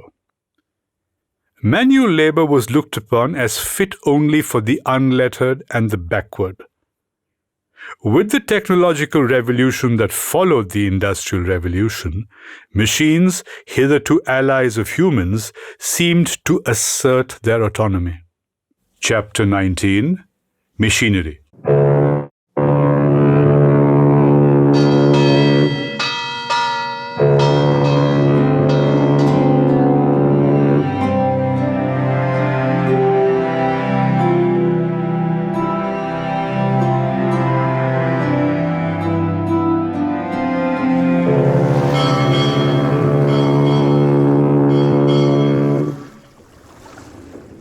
When you speak of driving out Western civilization, I suppose you will also say that we want no machinery. By raising this question, you have opened the wound that I had received. When I was reading Mr. Dutt's Economic History of India, I wept. And as I think of it again, my heart sickens. It is machinery that has impoverished India. It is difficult to measure the harm that Manchester has done to us. It is due to Manchester that Indian handicraft has all but disappeared. But I make a mistake. How can Manchester be blamed? We wore Manchester cloth, and that is why Manchester wove it. I was delighted when I read about the bravery of Bengal. There are no cloth mills in that presidency. They were therefore able to restore the original hand-weaving occupation. It is true, Bengal encourages the mill industry of Bombay. If Bengal had proclaimed a boycott of all machine-made goods, it would have been much better. Machinery has begun to desolate Europe. Ruination is now knocking at the English gates. Machinery is the chief symbol of modern civilization. It represents a great sin. The workers in the mills of Bombay have become slaves. The condition of the women working in the mills is shocking. When there were no mills, these women were not starving. If the machinery craze grows in our country, it will become an unhappy land. It may be considered a heresy, but I am bound to say that it were better for us to send money to Manchester and to use flimsy Manchester cloth than to multiply mills in India. By using Manchester cloth, we would only waste our money, but by reproducing Manchester in India, we shall keep our money at the price of our blood, because our very moral being will be sapped, and I call in support of my statement the very mill hands as witnesses. And those who have amassed wealth out of factories are not likely to be better than other rich men. It would be folly to assume that an Indian Rockefeller would be better than the American Rockefeller. Impoverished India can become free, but it will be hard for an India made rich through immorality to regain its freedom. I fear we will have to admit that moneyed men support British rule. Their interest is bound up with its stability. Money renders a man helpless. The other thing as harmful is sexual vice. Both are poison. A snake bite is a lesser poison than these two because the former merely destroys the body, but the latter destroys body, mind, and soul. We need not therefore be pleased with the prospect of the growth of the mill industry. Are the mills then to be closed down? That is difficult. It is no easy task to do away with the thing that is established. We therefore say that the non-beginning of a thing is supreme wisdom. We cannot condemn mill owners, we can but pity them. It would be too much to expect them to give up the mills, but we may implore them not to increase them. If they would be good, they would gradually contract their business. They can establish in thousands of households the ancient and sacred handlooms, and they can buy out the cloth that may be thus woven. Whether the mill owners do this or not, people can cease to use machine-made goods. You have so far spoken about machine-made cloth, but there are innumerable machine-made things. We have either to import them or to introduce machinery into our country. Indeed, our goods even are made in Germany. What need then to speak of matches, pins, and glassware? My answer can only be one. What did India do before these articles were introduced? Precisely the same should be done today. As long as we cannot make pins without machinery, so long will we do without them. The tinsel splendor of glassware we will have nothing to do with, and we will make wicks as of old with homegrown cotton and use handmade earthen saucers for lamps. So doing, we shall save our eyes and money and will support Swadeshi, and so shall we attain home rule. It is not to be conceived that all men will do all these things at one time, or that some men will give up all machine-made things at once. But if the thought is sound, we will always find out what we can give up and will gradually cease to use this. What a few may do, others will copy, and the movement will grow like the coconut of the mathematical problem. What the leaders do, the populace will gladly follow. The matter is neither complicated nor difficult.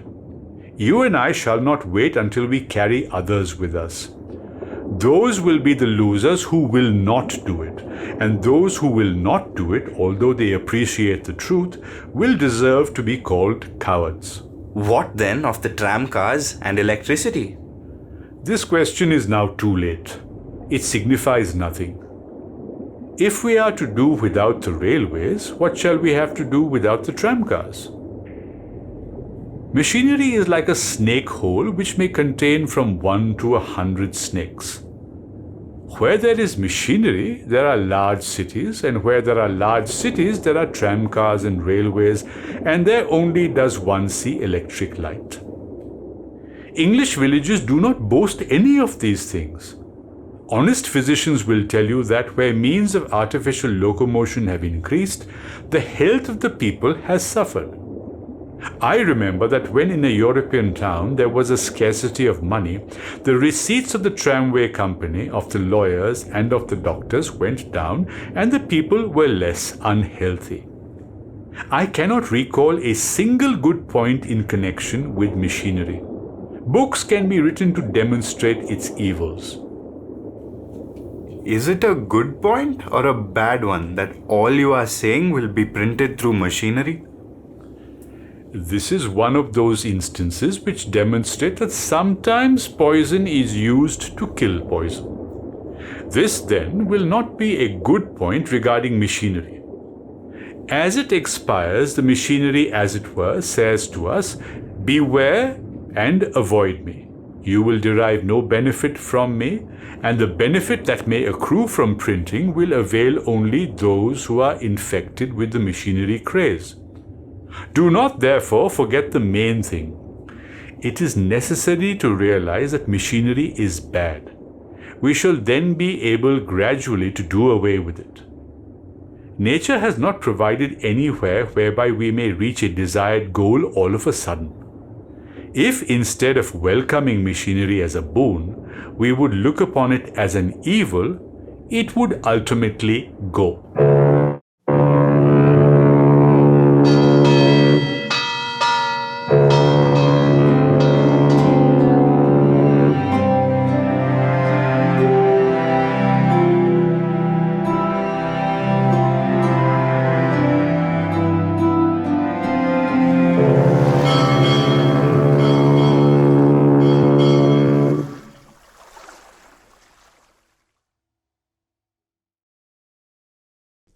Chapter 20, Conclusion.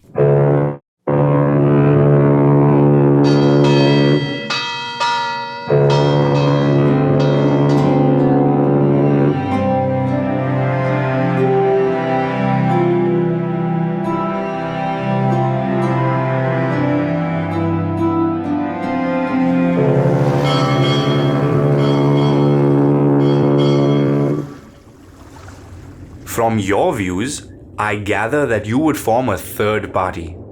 You are neither an extremist nor a moderate. That is a mistake. I do not think of a third party at all. We do not all think alike. We cannot say that all the moderates hold identical views, and how can those who want to serve only have a party? I would serve both the moderates and the extremists. Where I should differ from them, I would respectfully place my position before them and continue my service. What then would you say to both the parties? I would say to the extremists, I know that you want home rule for India. It is not to be had for your asking. Everyone will have to take it for himself. What others get for me is not home rule but foreign rule. Therefore, it would not be proper for you to say that you have obtained home rule if you expelled the English. I have already described the true nature of home rule. This you would never obtain by force of arms. Brute force is not natural to the Indian soil. You will have therefore to rely wholly on soul force. You must not consider that violence is necessary at any stage for reaching our goal. I would say to the moderates, mere petitioning is derogatory. We thereby confess inferiority. To say that British rule is indispensable is almost a denial of the Godhead. We cannot say that anybody or anything is indispensable except God. Moreover, common sense should tell us that to state that for the time being the presence of the English in India is a necessity, is to make them conceited. If the English vacated India bag and baggage, it must not be supposed that she would be widowed. It is possible that those who are forced to observe peace under their pressure would fight after their withdrawal. There can be no advantage in suppressing an eruption. It must have its vent. If, therefore, before we can remain at peace, we must fight amongst ourselves, it is better that we do so. There is no occasion for a third party to protect the weak. It is this so-called protection which has unnerved us. Such protection can only make the weak weaker. Unless we realize this, we cannot have home rule. I would paraphrase the thought of an English divine and say that anarchy under home rule were better than orderly foreign rule. Only the meaning that the learned divine attached to home rule is different from Indian home rule according to my conception. We have to learn and to teach others that we do not want the tyranny of either English rule or Indian rule. If this idea were carried out, both the extremists and the moderates could join hands. There is no occasion to fear or distrust one another. What then would you say to the English? To them I would respectfully say, I admit you are my rulers. It is not necessary to debate the question whether you hold India by the sword or by my consent. I have no objection to your remaining in my country, but although you are the rulers, you will have to remain as servants of the people. It is not we who have to do as you wish, but it is you who have to do as we wish. You may keep the riches that you have drained away from this land, but you may not drain riches henceforth. Your function will be, if you so wish, to police India. You must abandon the idea of deriving any commercial benefit from us. We hold the civilization that you support to be the reverse of civilization. We consider our civilization to be far superior to yours. If you realize this truth, it will be to your advantage, and if you do not, according to your own proverb, you should only live in our country in the same manner as we do. You must not do anything that is contrary to our religions. It is your duty as rulers that for the sake of the Hindus you should eschew beef, and for the sake of the Mohammedans you should avoid bacon and ham. We have hitherto said nothing because we have been cowed down, but you need not consider that you have not hurt our feelings by your conduct. We are not expressing our sentiments either through base selfishness or fear, but because it is our duty now to speak out boldly. We consider your schools and law courts to be useless. We want our own ancient schools and courts to be restored. The common language of India is not English but Hindi. You should therefore learn it.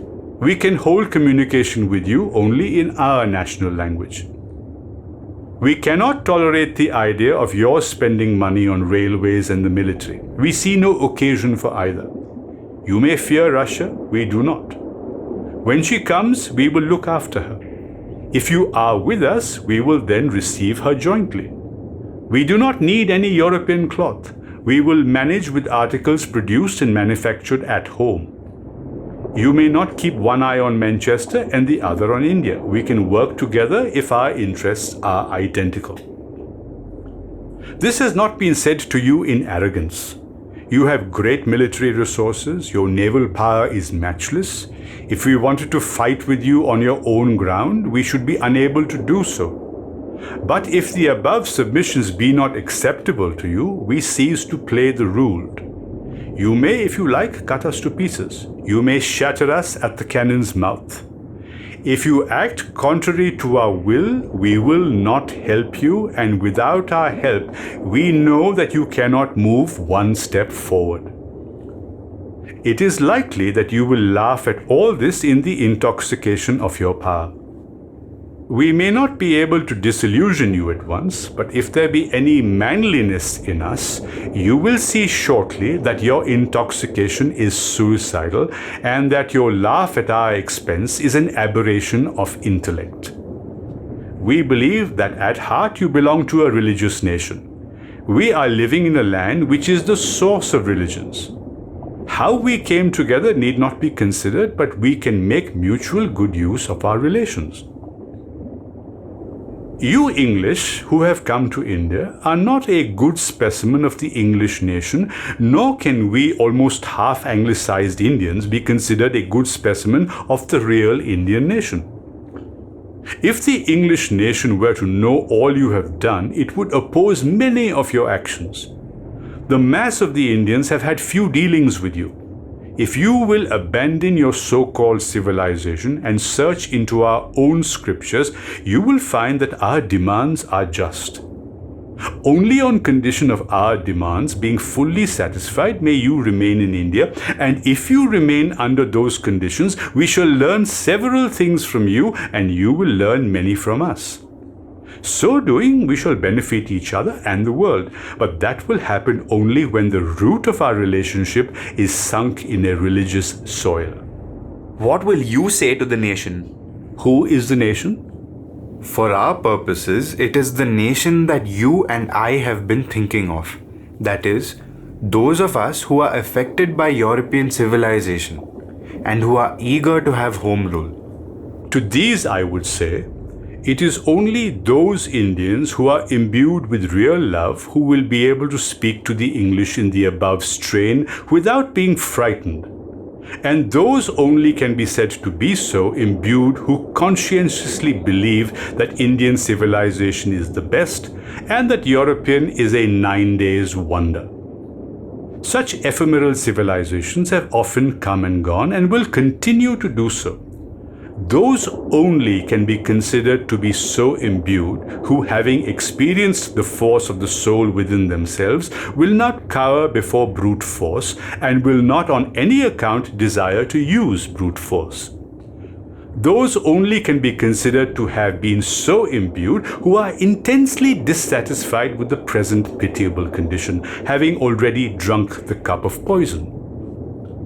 If there be only one such Indian, he will speak as above to the English, and the English will have to listen to him. These demands are not demands, but they show our mental state. We will get nothing by asking. We shall have to take what we want, and we need the requisite strength for the effort, and that strength will be available to him only who, 1, will only on rare occasions make use of the English language. 2, if a lawyer will give up his profession and take up a handloom. 3, if a lawyer will devote his knowledge to enlightening both his people and the English. 4, If a lawyer will not meddle with the quarrels between parties, but will give up the courts and from his experience induce the people to do likewise. 5. If a lawyer will refuse to be a judge, as he will give up his profession. 6. If a doctor will give up medicine and understand that rather than mending bodies, he should mend souls. 7. If a doctor, he will understand that no matter to what religion he belongs, it is better that bodies remain diseased rather than they are cured through the instrumentality of the diabolical vivisection that is practiced in European schools of medicine. 8. Although a doctor will take up a hand loom, and if any patients come to him, will tell them the cause of their diseases and will advise them to remove the cause rather than pamper them by giving useless drugs. He will understand that if by not taking drugs perchance the patient dies, the world will not come to grief and that he will have been really merciful to him. 9. Although a wealthy man, regardless of his wealth, will speak out his mind and fear no one. 10. If a wealthy man will devote his money to establishing hand looms and encourage others to use handmade goods by wearing them himself. 11. Like every Indian, will know that this is a time for repentance, expiation, and mourning. 12. Like every Indian will know that to blame the English is useless, that they came because of us and remain also for the same reason, and that they will either go or change their nature only when we reform ourselves. 13. Like others, will understand that at a time of mourning there can be no indulgence, and that whilst we are in a fallen state, to be in jail or in banishment is much the best. 14. Like others, will know that it is superstition to imagine it necessary that we should guard against being imprisoned in order that we may deal with the people. 15. Like others will know that action is much better than speech, that it is our duty to say exactly what we think and face the consequences, and that it will be only then that we shall be able to impress anybody with our speech. 16. Like others will understand that we will become free only through suffering. 17. Like others will understand that deportation for life to the Andamans is not enough expiation for the sin of encouraging European civilization. 18. Like others will know that no nation has risen without suffering, that even in physical warfare the true test is suffering and not the killing of others. Much more so is the warfare of passive resistance. 19. Like others, will know that it is an idle excuse to say that we will do a thing when the others also do it, that we should do what we know to be right, and that others will do it when they see the way. That when I fancy a particular delicacy, I do not wait till others taste it, and that to make a national effort and to suffer are in the nature of delicacies, and that to suffer under pressure is no suffering. This is a large order. When will all carry it out? You make a mistake. You and I have nothing to do with the others. Let each do his duty. If I do my duty, that is, serve myself, I shall be able to serve others. Before I leave you, I will take the liberty of repeating. 1. Real home rule is self-rule or self-control. 2. The way to it is passive resistance, that is, soul force or love force. 3. In order to exert this force, Swadeshi in every sense is necessary. 4. What we want to do should be done not because we object to the English or that we want to retaliate, but because it is our duty to do so. Thus, supposing that the English remove the salt tax, restore our money, give the highest posts to Indians, withdraw the English troops, we shall certainly not use their machine-made goods, nor use the English language, nor many of their industries. It is worth noting that these things are, in their nature, harmful. Hence, we do not want them. I bear no enmity towards the English, but I do towards their civilization. In my opinion, we have used the term Swaraj without understanding its real significance. I have endeavored to explain it as I understand it, and my conscience testifies that my life henceforth is dedicated to its attainment.